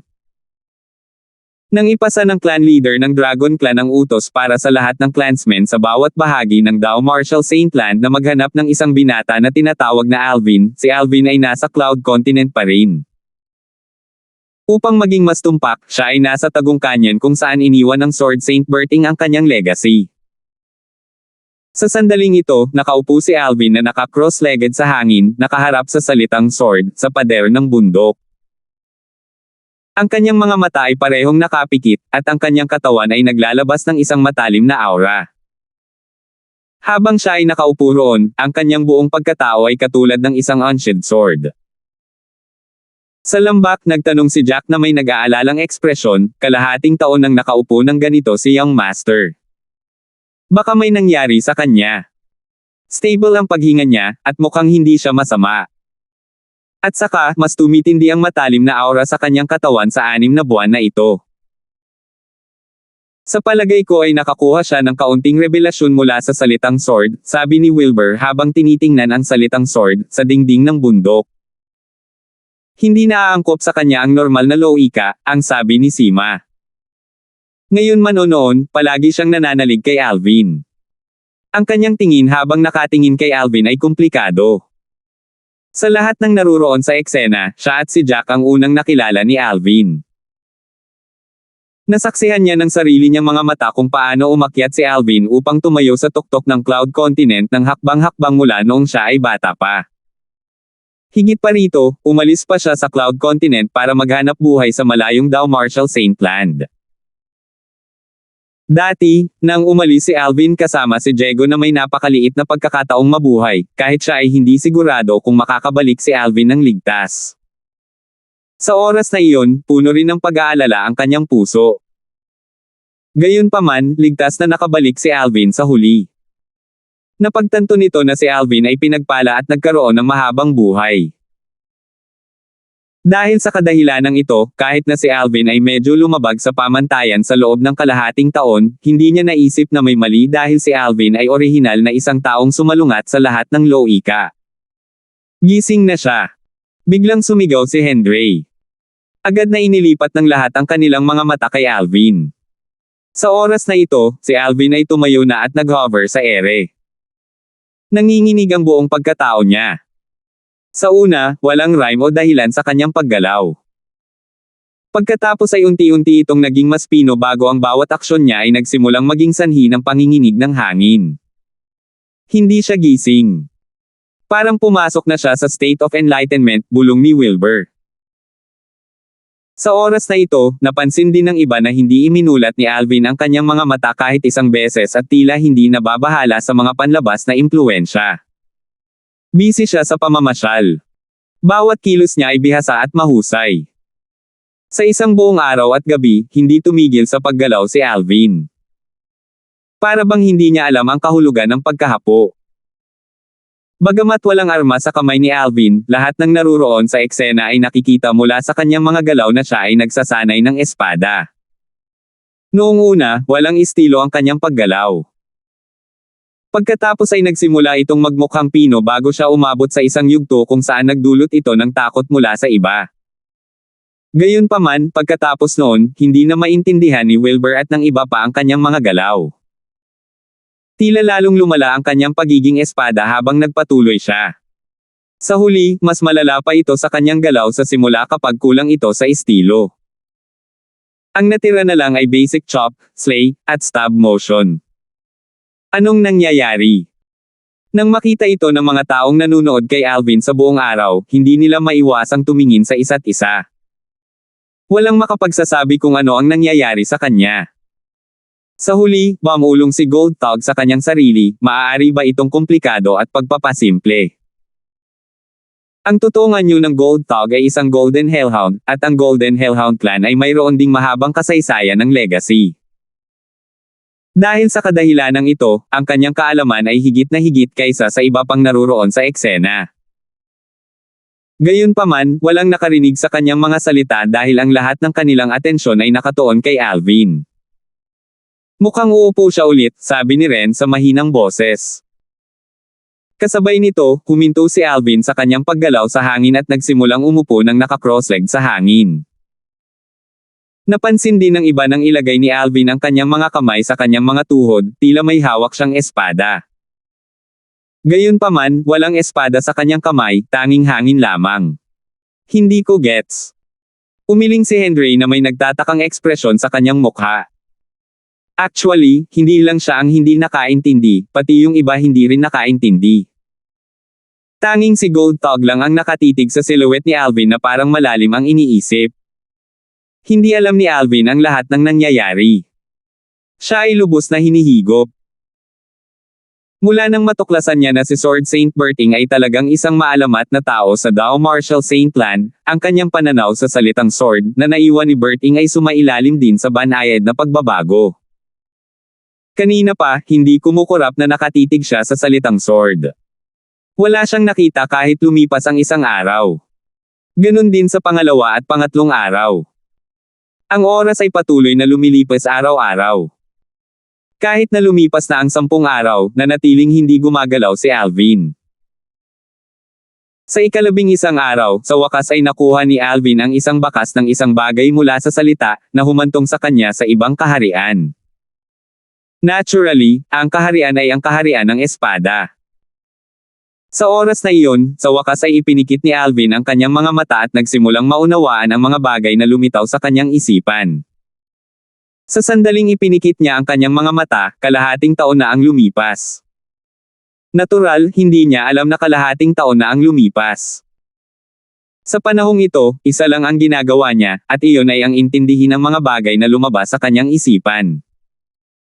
Ang mga bagay na iyon ay maaaring ituring bilang impormasyon ngunit bilang iba pa. Walang mga salita upang ilarawan ito. Pagkatapos magsanay ni Alvin ng kakaibang espada sa loob ng isang araw at isang gabi sa isang walang malay na estado, sa sandaling iyon nang umupo siyang muli ng naka-cross-legged, isang alon ng impormasyon ang lumitaw sa kanyang isipan. Bagamat sila ay hindi gaanong, ito ay nagparamdam kay Alvin na na-pressure. Tao mula sa hinaharap, binabati kita. Nakuha mo ang pagkilala sa banal na kamalayan na aking naiwan. Isang boses ang tumunog sa hitsura ng impormasyon. Hindi yun tumunog sa kanyang tenga, ngunit iyon ang umalangaw-ngaw sa kanyang isipan. Sino ka? Sa harap ng ganoong sitwasyon, natural lang na magpanik si Alvin. Gusto niyang idilat ang kanyang mga mata ngunit natuklasan niyang tila nawalan siya ng kontrol sa kanyang katawan. Napuno agad ng takot ang puso niya. Sino ako? Huwag mong sabihing hindi mo nakita ang mensaheng iniwan ko sa tabi ng salitang sword. Muling umalangaw-ngaw ang tunog. Kay ikaw si Sword Saint Berting. Si Alvin ay namangha. Sa sandaling ito, ang palitan sa pagitan ni Alvin at ng boses ay ginawa sa pamamagitan ng kanilang mga kaluluwa. Buti na lang at hindi ka masyadong tanga. Kung hindi, kailangan kong pag-isipang muli na hayaan kang maging kahalili ko. Ang boses ay patuloy na nagsasalita ng mahinahon sa isip ni Alvin. Ang kapalit mo. Natigilan si Alvin, wala man lang siyang reaksyon. Wala akong gaanong oras para makipag-usap sa iyo. Isa lamang itong divine consciousness na naiwan ko sa salitang sword. Kapag nailabas na ito, hindi na ito magtatagal. Ipapasa ko ang Sovereign Heart Sword, ang ultimate sword Dao mental cultivation na nagbigay daan sa akin na gumala sa Dao Martial Saint Land, sa iyo ngayon. I hope you will reputed my voice, biglang pagdating sa dulo ng pangungusap. Ang Sovereign Heart Sword. Bago na pagtanto ni Alvin kung ano ang nangyayari, naramdaman niya ang isang napakalakas at malawak na alon ng impormasyon na pumapasok sa kanyang isipan. Sa huli, tila hindi niya maproseso ang lahat ng ito ng sabay-sabay at nahimatay. Sa labas, si Wilbur at ang iba ay nagulat nang makita nila si Alvin na nakaupo na nakakross ang paa sa hangin ay biglang nagsimulang bumagsak. Young Master. Si Jack ang unang sumugod upang mahuli si Alvin at ibinaba siya. Pinalibutan ng grupo ng mga tao si Alvin at nag-aalalang tumingin sa kanya. Si Alvin ay nanatiling walang malay sa loob ng 9 na araw at 9 na gabi. Sa kabutihang palad, sa panahong ito, lahat ay nakatitiyak na walang mali sa katawan ni Alvin. Kung hindi, ang isa ay nagtaka kung gaano sila magpanik. Pagkatapos ng 9 na araw at 9 na gabi, sa wakas ay nagkamalay si Alvin, ngunit hindi siya nagmamadaling gumising. Mukhang nanaginip ako. Nanaginip ako ng Sword Saint Berting, at sinabi niya sa akin na ipapasa niya sa akin ang ultimate sword Dao mental cultivation, Sovereign Heart Sword o isang bagay. Sa sandaling naisip ito ni Alvin, bigla niyang natuklasan na mayroong karagdagang impormasyon sa kanyang isipan. Sovereign Heart Sword. Matapos pag-aralan ang impormasyon, napatulala si Alvin. Hindi ito panaginip. Di totoo ba talaga? Laking gulat ni Alvin kaya namulat ang kanyang mga mata. Sa sandaling nagising siya, bumaba siya para kurutin ang kanyang hita, sinusubukang alamin kung nananaginip ba siya o hindi. 1541. Nang maramdaman ni Alvin ang matinding sakit sa kanyang hita, sa wakas ay napagtanto niyang hindi siya nananaginip. Lahat ng iyon ay totoo. Talagang nakuha niya ang Supreme Sword Dao mental cultivation technique na pinangalan ng Sovereign Heart Sword ni Sword Saint Berting. Ang Sovereign Heart Sword ba na ito ay isang cultivation technique o isang martial tactic? Nagtataka, nagsimulang hanapin ni Alvin ang karagdagang impormasyon sa kanyang isipan. Matapos suriin ang impormasyon, nagsimula siyang maunawaan ito ng kaunti. Ang Sovereign Heart Sword ay hindi isang cultivation technique o isang martial tactic. Sa halip, ito ay isang diskarte sa paglilinang ng puso para sa sword cultivators. Kung gusto mong linangin ang espada, kailangan mo munang linangin ang iyong puso. Lamang kapag ang puso at espada ay parehong naruroon at may sukdulang katapatan na ang buong mundo ay tatabi at hahayaan kang makapasa. Ito ang Sovereign Heart Sword. Ito. Nang makita ni Alvin ang bahagi ng nilalaman ng ikalawang kalahati ng Sovereign Heart Sword, muli siyang natigilan. Kapag ang Sovereign Heart Sword ay nilinang sa pinakamataas na yugto, lahat ng sandata ay isusuko sa akin sa isang pag-iisip lamang. Ayon sa paliwanag, noong si Sword Saint Berting ay nasa kanyang kalakasan, walang sino man ang maaaring gumamit ng kanilang mga armas sa kanyang harapan. Ito ay dahil ang lahat ng mga armas ay isusuko sa kanya. Upang maging mas tumpak, isusumit nila ang kanyang Sword Heart. Ang pinakamataas na yugto ng Sovereign Heart Sword ay tinatawag ding Heart Sword Amalgamation. Kahit na hindi ko ito linangin sa pinakamataas na yugto, ang mga unang yugto ay kahanga-hanga din sa sarili nitong. Bagaman hindi ito isang martial tactic, ito ay mas malaki kaysa sa martial tactics. Nagulat si Alvin sa nilalaman ng Sovereign Heart Sword. Habang patuloy siyang nagbabasa, nakita niya ang huling sagnay ng Sovereign Heart Sword. Isa rin itong buod ng Sovereign Heart Sword. Mayroong maraming mga tiyak na paglilinang sa nilalaman, ngunit hindi ito binasa ni Alvin ng detalyado. Pinagmasdan niya ito. Gusto niyang makita kung ano ang mga pangalan ng lahat ng yugto sa Sovereign Heart Sword at kung ano ang mga pagkakaiba nila. Ang buod ng Sovereign Heart Sword ay hindi masyadong detalyado. Ito ay isang maliit na talata lamang. Ang Sovereign Heart Sword ay ang bunga ng aking masusing paggawa sa buong buhay ko.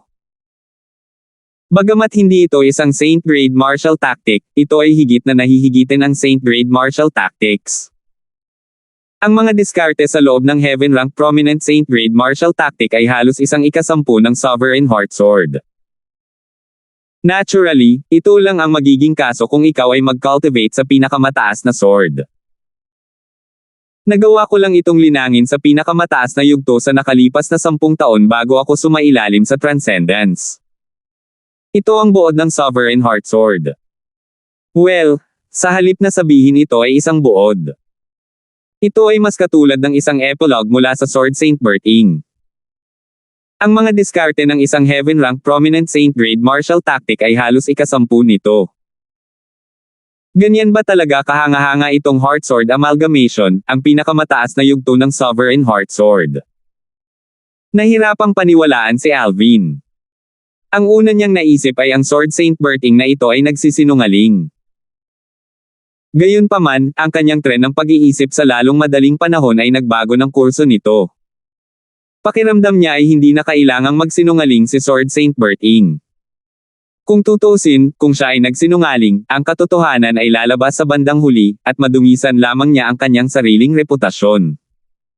Kung totoo ang sinabi niya. Kung gayon, mas mahalaga ang tinataglay ko kaysa Heaven Rank Prominent Saint-grade martial tactics. Sa sandaling naisip ito ni Alvin, nagsimulang bumilis ang kanyang paghinga, at nahirapan siyang pakalmayan ang kanyang emosyon. Young Master, gising ka na.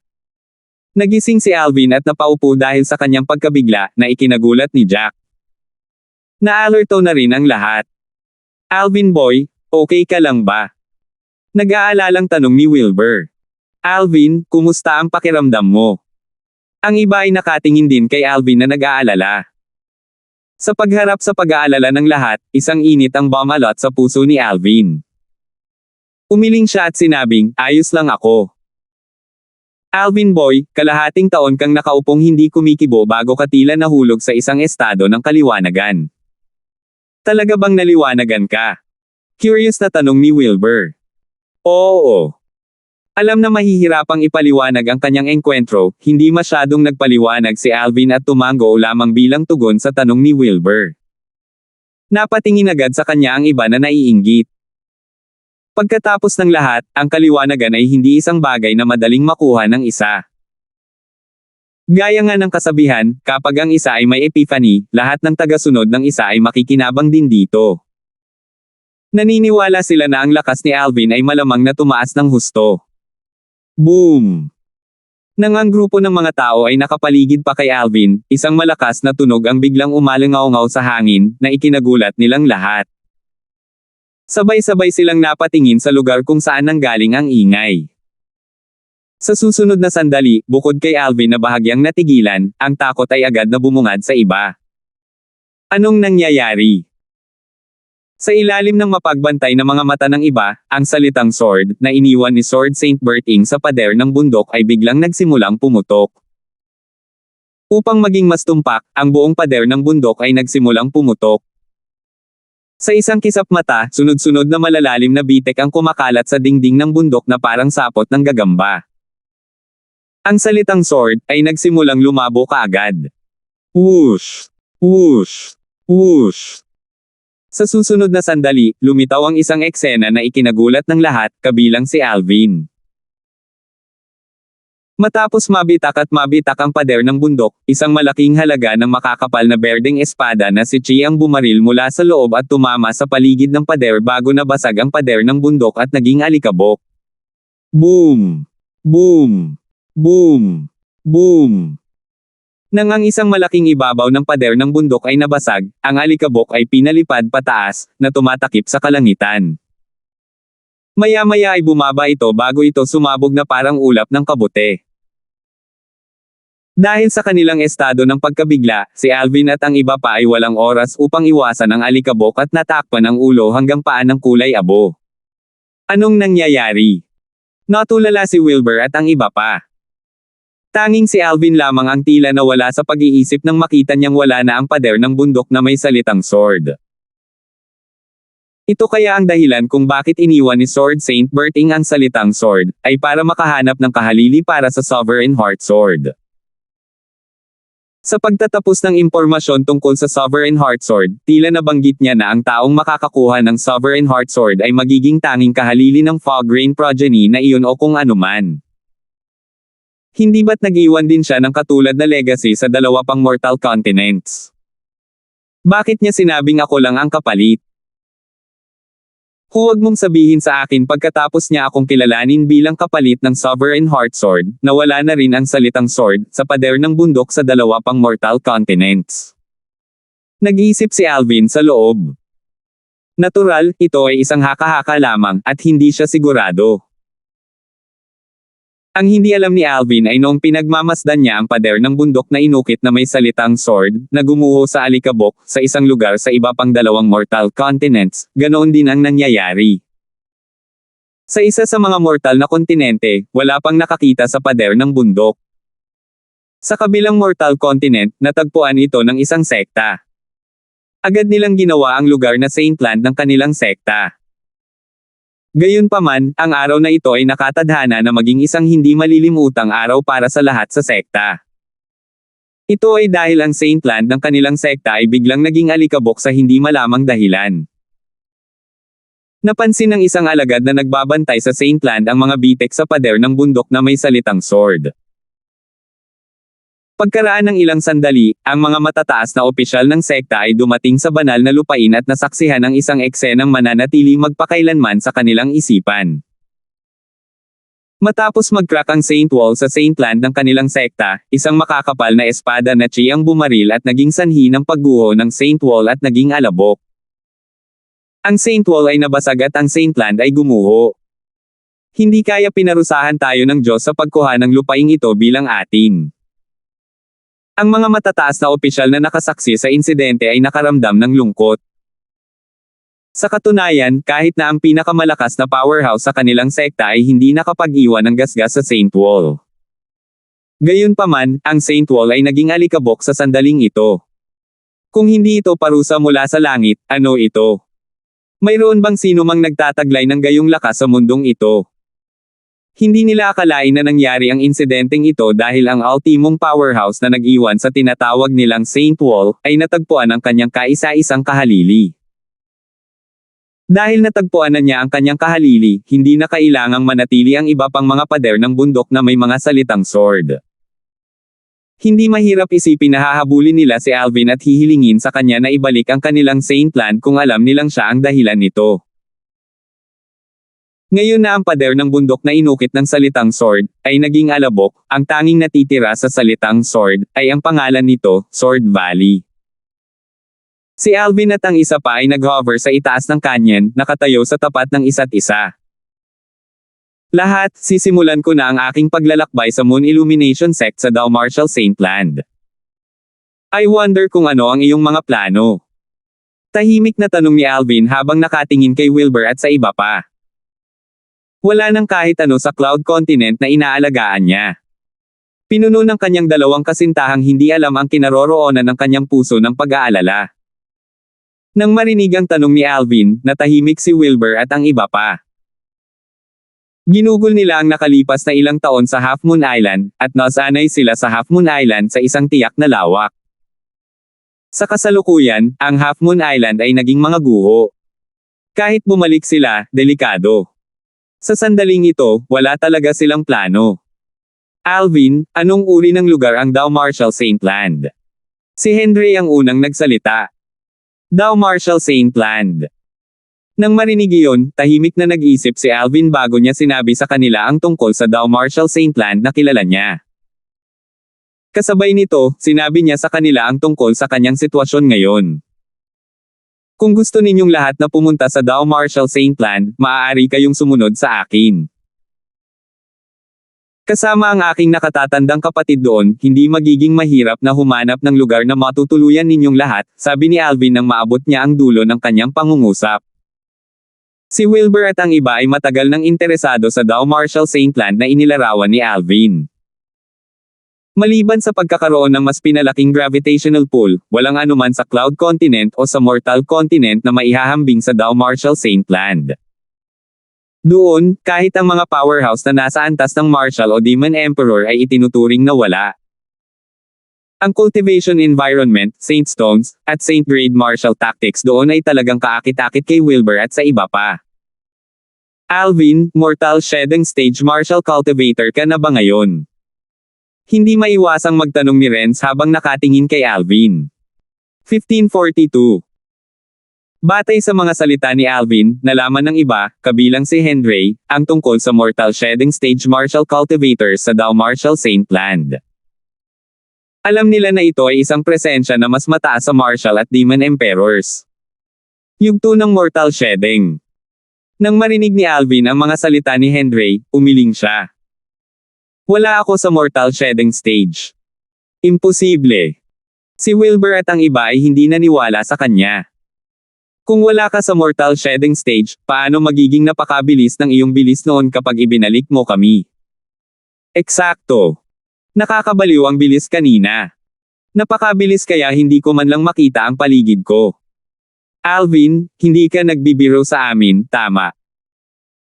Bagamat hindi pa ako nakarating sa Emperor Stage, alam kong imposible para sa isang tao sa tuktok ng Emperor Stage na magkaroon ng ganoong bilis. Ipinahayag ng mga tao ang kanilang hindi paniniwala. Sinabi ko lang na wala ako sa Mortal Shedding Stage, pero hindi ko sinabing nasa Emperor Stage pa ako. Umiling si Alvin habang nakangiti ng pilit. Anong ibig mong sabihin? Natigilan ang lahat. Sa huli, si Wilbur pa rin ang unang nakaalam kung ano ang nangyayari. Tanong niya na may gulat na ekspresyon, si marahil nalampasan mo na ang Mortal Shedding Stage at nakagawa ka ng isang pambihirang tagumpay sa mas mataas na yugto. Nang lumabas ang mga salita ni Wilbur sa kanyang bibig, sabay-sabay na inilipat ng iba ang kanilang mga mata kay Alvin. Oo. Tumango si Alvin. Nasa Perfection Saint Rudiment Stage ako ngayon. Pagkatapos, ipinaliwanag ni Alvin kay Wilbur at sa iba pa ang tungkol sa mga yugto ng paglilinang sa Dao Marshall Saint Land. Nalaman nilang ang Saint Rudiment Stage ay ang cultivation stage sa itaas ng Mortal Shedding Stage. Higit pa rito, natutunan din nila ang tungkol sa mga partikular na yugto ng Mortal Shedding Stage at stage ng Saint Rudiment. Ang stage ng Perfection Saint Rudiment ay ang ikaapat na yugto ng stage ng Saint Rudiment. Natulala si Wilbur at ang iba pa nang matuklasan nila kung gaano kalaki ang cultivation base ni Alvin sa loob lamang ng 3 taon. Nang bumalik sila sa kanilang katinoan, bumilis kaagad ang kanilang paghinga. Ang cultivation environment sa Dao Marshall Saint Land ay talagang ganito katawa. Gulat na bulalas ni Henry. Tama. Bagamat mataas ang iyong likas na talento, ang ganitong uri ng pag-unlad ay katawa-tawa lamang, Alvin. Bagamat ang aking likas na talento ay hindi maihahambing sa iyo, ang aking cultivation base ay maaaring tumaas ng malaki kahit na mayroon lamang akong 1/10 bahagi ng iyong likas na talento, sabi ni Renz. Bagamat hindi umimik si Chad, kitang-kita sa kanyang nag-aalab na tingin. Si Wilbur at ang iba pa ay sabik na pumunta sa Dow Marshall St. Land. Sa sandaling ito, alam ni Alvin na nakapagdesisyon na sila. Dumating sila sa desisyong ito dahil ang kanilang mga iniisip ay katulad ni Renz. Nadama nila na ang kapaligiran ng cultivation sa Dow Marshall St. Land ay magbibigay daan sa kanila na gumawa ng katawa-tawang pag-unlad sa loob ng 3 taon. Gayunpaman, hindi nila alam ang aktwal na dahilan kung bakit napakabilis ng pag-unlad ng kanyang cultivation base ay higit sa lahat ay dahil sa 7 Treasures Exquisite Pagoda. Gayunpaman, hindi komportable para sa kanya na sabihin sa kanila ang tungkol sa 7 Treasures Exquisite Pagoda. Hindi naman sa pagiging makasarili niya, ngunit nag-aalala siya. Ito ay katulad ng kung paano hindi niya masabi kay Arwin ang tungkol dito.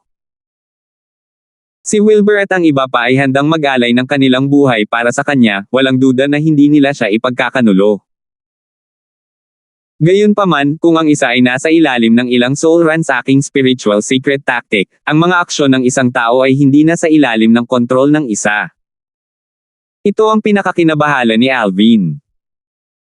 Nang makita niya ang pananabik sa kanilang mga mata nang magsalita siya tungkol sa Dow Marshall St. Land, hindi niya sila pinanghinaan ng loob. Bukod pa rito, kahit na ang kapaligiran ng paglilinang ng Dow Marshall St. Land ay hindi kasing katawa-tawa gaya ng inaakala nila, ito ay mas mahusay pa rin kaysa Cloud Continent ng higit sa 50%. Partikular sa Moon Illumination Sect, ang cultivation environment ay mas malaki kaysa sa cultivation environment sa iba pang ordinaryong 8 o 9 na antas na sekta. Si Wilbur na naghihintay sa Dow Marshall St. Land ay biglang naalala ang kanyang anak na babae na matagal nang pumunta sa Dow Marshall St. Land.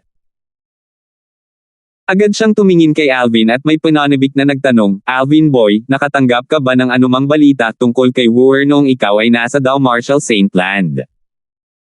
Uncle Flair, ang Dow Marshall St. Land ay napakalaki kaya hindi ito maikukumpara sa Cloud Continent. Gayunpaman, sa palagay ko ang grupo ng mga taong nagdala kay Irish ay hindi dapat galing sa isang makapangyarihang puwersa. Hiniling ko rin sa aking nakatatandang kapatid sa Dow Marshall St. Land na ipadala ang kanyang mga tauhan upang hanapin si Irish. Kung may balita, sasabihin agad sa akin. Natural, hindi nakalimutan ni Alvin ang tungkol kay Irish. Matapos siyang kunin ni Arwin bilang kanyang nakababatang kapatid, hiniling na niya kay Arwin na tumulong sa paghahanap kay Irish. Ginamit din ni Arwin ang lahat ng kanyang koneksyon para hanapin si Irish sa bawat sulok ng Dow Marshall St. Land. Gayunpaman, si Arwin ay isa lamang 3-star Saint Inscription Master, ang kanyang mga koneksyon ay medyo limitado. Maaari lamang niyang tingnan ang 7, 8, at 9 na puwersa sa Dow Marshall St. Land. Kung si Irish ay nagkataong nasa isang mas malakas na puwersa tulad ng isang 6 na antas na puwersa o mas mataas, maliban kung siya ay gumawa ng pangalan para sa kanyang sarili, ito ay malamang na hindi siya mahahanap ng mga ito sa pamamagitan lamang ng mga koneksyon ni Arwin. Ang pagtingin lamang sa lahat ng 7 rate na puwersa sa Dow Marshall St. Land ay magtatagal sa kanya, lalo pa ang mga 8 at 9 na puwersang iyon. Sige. Nang marinig ang mga salita ni Alvin, tumango si Wilbur. Bagamat mukhang gamaan ang loob niya, mabigat pa rin ang pakiramdam niya. Noong nakaraan, hindi siya masyadong nag-aalala kahit na alam niyang pumunta ang kanyang anak sa Dow Marshall St. Land dahil wala siyang masyadong alam tungkol dito. Ngayong mas naiintindihan na niya ang Dow Marshall St. Land, hindi niya maiwasang mag-alala. Ang lupit sa Dow Marshall St. Land ay mas masahol pa sa Cloud Continent. Doon, ang mga nangungunang powerhouse sa Cloud Continent tulad ng Marshall at Demon Emperors ay nireranggo sa ibaba kung saan tatapakan ang mga tao. Dahil nakapagdesisyon na si Wilbur at ang iba pa, hindi na nilayon ni Alvin na manatili pa sa Cloud Continent. Gayunpaman, may kailangan pa siyang gawin bago siya umalis. Uncle Flair, Teacher. Hintayin mo muna ako dito saglit. May mga kailangan akong asikasuhin, at babalik ako kaagad. Pagkatapos niyang kausapin sina Wilbur, Sima, at ang iba pa, agad siyang nawala sa kanilang mga mata. Sa pinakamabilis na bilis, tumungo siya sa timog. Si Alvin ay isang Perfection Saint Rudiment Stage Martial Cultivator ngayon. Nang kumilos siya gamit ang kanyang pinakamabilis na bilis, hindi siya umabot ng higit sa 20 paghinga bago makarating sa Crimson Sky Kingdom mula sa Azure Forest Imperial Kingdom. Isa lang ang balak niyang bumalik sa Crimson Sky Kingdom. Ito ay upang ipaalam sa kanyang mabubuting kaibigan sa Crimson Sky Kingdom ang tungkol sa kanyang susunod na destinasyon. Kung talagang pumunta si Little Megan at Little Gold para hanapin si Nympha, siguradong babalik sila sa hinaharap. Sa oras na iyon, kapag natuklasan nilang nasira ang Half Moon Island, sa katalinuhan ni Little Megan, tiyak na babalik siya sa Crimson Sky Kingdom para magtanong. Dahil dito ay bumalik si Alvin sa Imperial City ng Crimson Sky Kingdom at lihim na sinabi sa kanyang mabubuting kaibigan ang tungkol sa kanyang susunod na destinasyon. Hindi rin siya nagtagal para matapos ang lahat ng ito. Sa isang span na hindi lalampas sa 20 paghinga, bumalik si Alvin kung saan naghihintay si Wilbur at ang iba pa. Pagkatapos sinenyasan sila, dinala niya sila sa Hilaga. Maya-maya, umalis na silang lahat sa Cloud Continent. Natural, hindi tumungo si Alvin sa direksyon ng Half Moon Island. Sa halip, gumawa siya ng isang malaking detour. Sino ang nakakaalam kung hinihintay sila ni Diego sa Half Moon Island o hindi? Hindi siya nangahas na makipagsapalaran. Dahil din dito kaya nag-iwan si Alvin ng backup plan sa Crimson Sky Kingdom. Wala siyang pagkakataong mag-iwan ng anumang palatandaan sa Half Moon Island. Noong nasa Crimson Sky Kingdom siya, hindi lang niya sinabi sa kanyang mabubuting kaibigan ang tungkol sa kanyang destinasyon, ngunit nag-iwan pa siya ng voice transmission jade slip na naglalaman ng mga salitang gusto niyang sabihin kay Megan. Sinabi niya sa kanya ang tungkol sa kung saan siya napunta, ang mga bagay na nangyari pagkatapos ng kanyang pagbabalik, kasama ang pagdukot kay Kelly. Dahil sa napakalaking detour ni Alvin upang lumayo sa Half Moon Island, hindi niya alam na ang orihinal na Half Moon Island ay lubusang nalubog na at wala na. Habang dinala ni Alvin si Wilbur at ang iba pa sa Dao Martial Saintland, 4 na pagod sa paglalakbay ang lumapit sa isang bundok na nakatago ng mga ulap sa isang lugar sa Dao Martial Saintland. Nang malapit na sila sa bundok, bago pa man sila makadaan sa mga ulap, nakaharang na ang kanilang daan. Ang mga taong hamarang sa kanilang dinadaanan ay 3 nasa katanghaliang gulang na mga lalaki na nakasuot ng asul na uniforme at 2 binata na nakasuot ng normal. Sa pagitan ng 2 binata, ang isa sa kanila ay marangyang manamit. Kung titignan sa galaw niya, para siyang anak ng isang dandy rich man. Yung isa naman, nakasuot ng ordinaryo, nagsisilbing contrast sa dati. Kasunod ng malapit sa likod ng una, halatang isa siyang attendant na nagpapatakbo ng lahat ng mga gawain. Ang binata naman na may suot na marangyang damit ay pinuno rin ng 5. Sino ka para pumasok sa Greenwavehan Mansion ko? Madaling tanong ng binata na may suot na marangyang. Mula nang magpakita sila hanggang ngayon, hindi man lang niya matignan ng maayos sa mga mata ang 4. Young Master. Isang kagandahan. Isang kagandahan. Nang lumabas sa bibig niya ang magarbong pananamit na mga salita ng binata, isang nakakabinging boses ang umalangaw-ngaw sa kanyang mga tainga, sayang. Siya ay buntis. Kagandahan. Matapos marinig ang nakakabinging boses na ito, agad na inangat ng binata ang kanyang ulo at sinimulang pag-aralan ang 4 na tao. Mabilis na nahadjap ng mata ng isa sa kanila. Isa itong babaeng mapangakit ang katawan at malaanghel ang mukha. Ang kanyang napakagandang mukha ay maaaring magpabagsak sa bansa at magpalabo sa kanyang paligid. Ang pinakamahalaga ay ang kanyang ugali. Ito ay partikular na kaakit-akit. Marami na siyang nakitang dilag noon, ngunit ito ang unang pagkakataon niyang makakita ng ganoong kagandahan na may ganoong ugali. So paano kung buntis siya? Matapos masulyapan ang bahagyang nakausli na sikmura ng babae, ang magarbong suot na binata ay nanunuya sa sinabi ng bootlicker na nakatayo sa gilid. Ako, si Nicholas, ay nakasama na ng hindi mabilang na mga babae, ngunit hindi ko pa nasusubukang makasama ang isang buntis. Lalo na ang isang napakaganda at may ganoong ugali. Iniisip ko kung paano kita haharapin, miss. Mabilis na nagbago ang ekspresyon ni Nicholas. It only took him a split second to change from being cold to enthusiastic. Ang pinakamahalagang bagay ay kahit na si Nicholas ay nagkikimkim ng masamang hangarin sa kanyang puso, hindi niya ito ipinakita sa kanyang mukha at mga mata. Mabilis na kumislap ang kislap ng pagnanasa sa kaibuturan ng kanyang mga mata bago ito nawala ng walang bakas. Sa sandaling ito, siya ay mukhang isang pino at magalang na anak ng isang marangal na pamilya. 1543. Ito rin ay isang ugali ni Nicholas. Kadalasan, magalang muna ang pakikitungo niya sa mga babaeng nagustuhan niya, kapag napagtanto niyang hindi nagagana ang pamamaraan ay bigla na lang siyang magiging masungit at pipilitin ang mga babae na magpasakop sa kanya. Mula sa simula hanggang ngayon, hindi pa siya nabigo noon. Sino ka? Sa sandaling ito, tatlong maikling figure ang agad na nakatayo sa harap ni Nicholas ng sabay-sabay, na hamarang sa kanyang paningin. Ito ay isang maliit na batang lalaki at dalawang maliliit na babae. Binabantayan nila si Nicholas.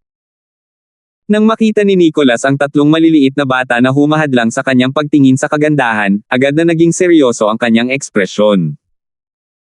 Gayunpaman, naalala niyang kailangan niyang panatilihin ang magandang imahe sa harap ng babae, sa isang iglap lang ay muling sumili ang ngiti sa kanyang mukha. Ako si Nicholas mula sa Greenwaven Mansion. Sa sandaling ito, ang alapir sa likod ni Nicholas ay tumunog, firm. Ang aking young master ay ang paboritong apo ng Supreme Elder ng Greenwaven Mansion. Samantala, baka sa mga mata ng tatlong nasa katanghaliang gulang na nakauniporme ang mga mata ng tatlong nasa hustong gulang na nakauniporme nang mapatingin sa magandang buntis. Nakita nila si Nicholas na nagkagusto na sa babaeng ito.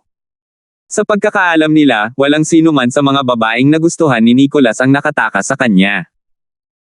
Gayunpaman, wala silang magagawa kahit nakasimangot sila dito.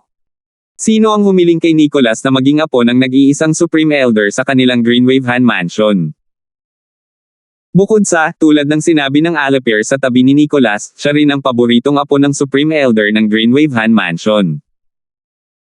Ang Supreme Elder na iyon ng Greenwaven Mansion ay may pambihirang posisyon sa Greenwaven Mansion. Kahit na ang kasalukuyang master ng Greenwaven Mansion ay kailangang magalang na tawagin siya bilang tiyuhin. Kaya ikaw ang napakahusay na babero, Nicholas, na binanggit ni Sister Nympha. Isang makatarungan at maisla na maliit na batang babae na nakasuot ng ginto ay tumanggaw sa kanyang ulo bilang realisasyon. Sa sandaling marinig ng alapir sa likod ni Nicholas ang mga salita ng batang babae, nabuhayan siya ng takot habang ang panginginig ay damaloy sa kanyang gulugod. Ano ang sinabi ng batang babae? Sister Nymphe. Ang ibig ba niyang sabihin ay ang panganay na binibi na minahal ng lahat sa Greenwaven Mansion? Ang little devil na iyon na maaaring magkaroon ng pagbabago sa ekspresyon ng lahat sa Greenwaven Mansion sa sandaling binanggit ang kanyang pangalan. Kilala mo si Nymphe. Nang marinig ni Nicholas ang mga salita ng batang babae, hindi niya maiwasang sumimangot din. Isang bakas ng matagal na takot ang sumilay sa kanyang mga mata. Sa Greenwaven Mansion, kakaunti lang ang mga taong kinatatakutan niya. As luck would have it, isa sa kanila ang panganay na miss na iyon. Dati, marami siyang kinukulit ng panganay na miss na iyon. Samantala, medyo namutla ang mukha ni Nicholas. Dahil ang salitang dakilang babero, ay binigkas ng napakalakas ng batang babaeng iyon, tuluyan nang nawasak ang kanyang imahe sa harap ng kagandahang iyon. Whoosh! Sa sandaling ito, umihip ang hangin sa kanilang lahat, at biglang lumitaw ang isang berdeng figure. Isa itong matandang babae na nakasuot ng berde. Habang nakatayo siya roon, parang hinahalo niya ang background. Panginoong Numi. Sa sandaling makita ng tatlong nasa katanghaliang gulang na nakauniporme ang matandang babae, sila ay yumuko ng may paggalang at hindi nang ahas na magpabeya. Ang nakaberdeng matandang babae ay si Numi na dati ay sumusunod kay Nympha. Walang pakialam niyang sinulyapan ang tatlong nasa katanghaliang gulang na lalaki at sinabing, kaibigan sila ni Eldest Miss. Lahat kayo ay maaaring umatras ngayon. Sige. Sa sandaling marinig ng tatlong nasa katanghaliang gulang na mga lalaki ang kanyang mga salita, agad silang umatras. Sabay silang nakahinga ng maluwag sa loob. Sa wakas ay makakalayo na sila sa dandy na walang kwentang mayaman na bata. Matapos hilingin sa tatlong lalaki na umatras, walang pakialam na tumingin si Numi kay Nicholas at binati siya ng formal, "Young Master Jean Nayan." "Numi, kaibigan ba talaga sila ni Nympha?" Tanong ni Nicholas na nakakunot ang noo. "Bakit? Gusto mo bang tanungin ng personal si Young Master Jean Nayan?" May bahid ng panunuya sa tono ni Numi. Mukhang hindi niya talaga iginalang si Nicholas nitong Young Master. Hindi na kailangan iyon. Malamig na kumikinang ang mga mata ni Nicholas habang umiiling. Maliban na lang kung kinakailangan, ayaw niyang makipagkita sa little devil na iyon. Whoosh! Sa sandaling ito, iwinagayway ni Numi ang kanyang malaking kamay at agad na nanginig ang langit, isang malalim na enerhiya ang dumaan sa kanila. Sa susunod na sandali, maging si Numi, ang napakagandang babae, ang dalawang maliliit na babae o ang maliit na lalaki, lahat sila ay nawala ng walang bakas. Tanging si Nicholas at ang kanyang alipin ang naiwan sa eksena. "Young Master, bumalik na tayo," mungkahi ng alipin na nakatayo sa gilid nang maramdaman niya ang pagbaba ng mood ni Nicholas. "Bumalik ka at imbestigahan ang pinanggalingan ng iilang taong iyon, lalo na ang babaeng iyon.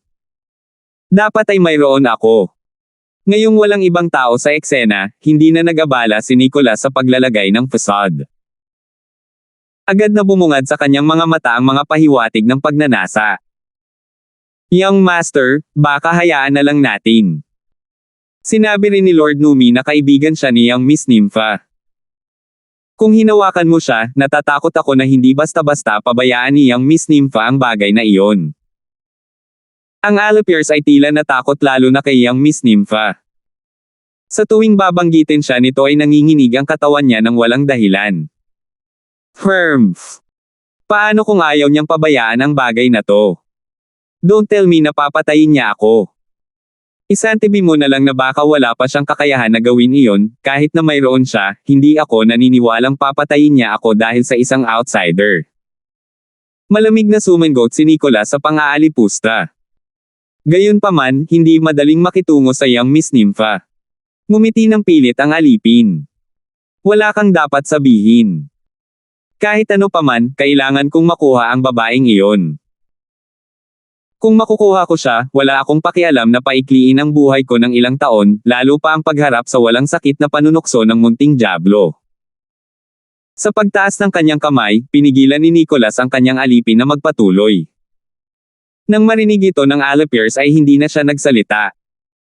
Alam niyang kapag nakapagdesisyon na ang kanyang Young Master, wala na itong pagbabago.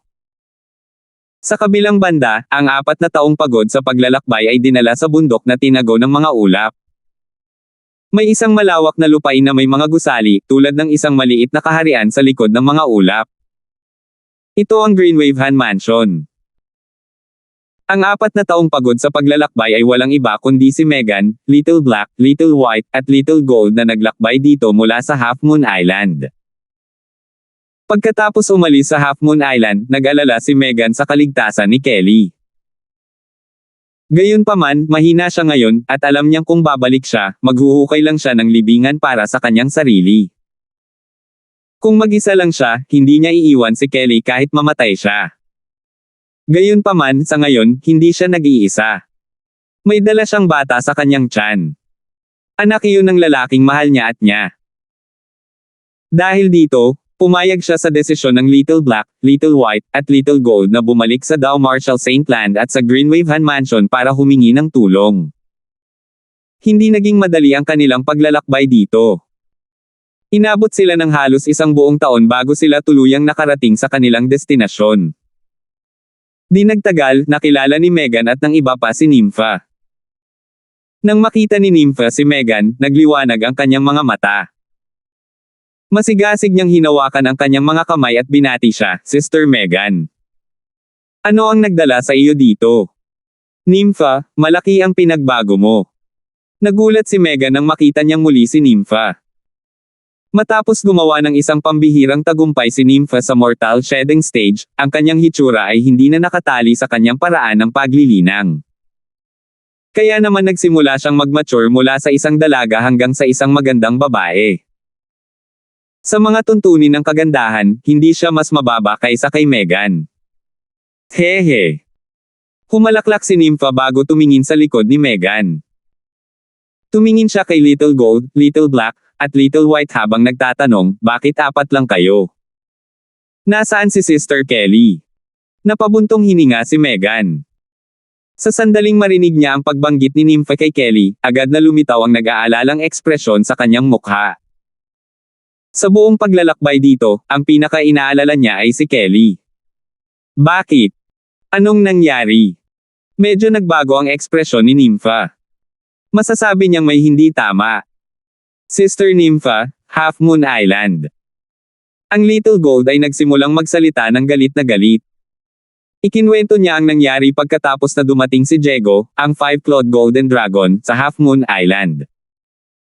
Sa huli, malungkot pa siyang idinagdag, sa ngayon, hindi pa natin alam kung buhay pa si Sister Kelly at ang iba pa. Sister Nympha, dapat mong iligtas sila. Halos 1 taon na ang nakalipas. Medyo bumigat ang puso ni Nympha. Halos 1 taon na ang nakalipas mula nang mangyari ang insidenteng iyon, hindi alam kung buhay pa ang mga natitira o wala. Higit pa rito, nang marinig niyang si Diego ang 5-clawed Golden Dragon ang may kasalanan, isang alon ng kawalan ng kakayahan ang dumaan sa kanya. Bilang eldest miss ng Greenwave Han Mansion, natural na narinig niya ang Diego dati. Alam niyang isa siya sa 2 5-clawed Golden Dragon na natitira sa Dragon Clan. Bukod dito, napakalakas niya na hindi kayang ihambing sa kanya ng maraming tao mula sa Greenwave Han Mansion. Hindi naman masama kung si Diego lang. Gayunpaman, ang problema ay ang Dragon Clan na sumusuporta sa kanya mula sa likuran. Marami pang iba na mas malakas kay Diego sa Dragon Clan. Sister Megan, alagaan mo lang ang iyong sanggol at huwag kang mag-alala. Ipaubaya mo na lang sa amin ang bagay na ito. Matagal na kayong naglalakbay, dadalhin muna kayong lahat ni Numi sa isang lugar para makapagpahinga, sabi ni Nympha kay Megan habang nakatingin siya kay Numi. Nang hindi na hinintay ang utos ni Nympha, ikinaway na ni Numi ang kanyang kamay at dinala si Megan at ang 3 maliliit na kasama. Wala man lang oras si Megan para tumugon kay Nympha. Diego, 5-clawed Golden Dragon, Dragon Clan. Sa palagay ko kahit si ama ay mahihirapang makialam sa bagay na ito. Mahahanap ko lang si Master noon. Sana, wala siya sa closed-door cultivation ngayon, bulong ni Nympha sa sarili. Nang marating niya ang dulo ng kanyang pangungusap, saglit na kumirat ang kanyang puso. Gayunpaman, kahit na si Master ay nasa closed-door cultivation, kailangan ko pa rin siyang alertuhan. Ang bagay na ito ay may kinalaman kay Sister Kelly kaya walang maaaring mangyari. Nawala na sa akin si Brother Alvin. Kahit anong mangyari, hindi rin mawawala sa akin si Sister Kelly. Kung hindi, paano ko haharapin si Brother Alvin kapag nakita ko siya sa hinaharap? Batay sa mga salita ni Nympha, tila sigurado siyang buhay pa si Alvin. Ang dahilan kung bakit siya sigurado ay dahil din sa kanyang guro. Sa sandaling naisip niya ito, umalis siya sa maluwag na mansyon at pumailang lang sa langit, patungo sa lalim ng hanay ng bundok sa hilaga ng Greenwave Han Mansion. Iyon ang karaniwang kultibasyon ng kanyang amo. Salamat po at sinamahan ninyo ako, ingat lagi mga master.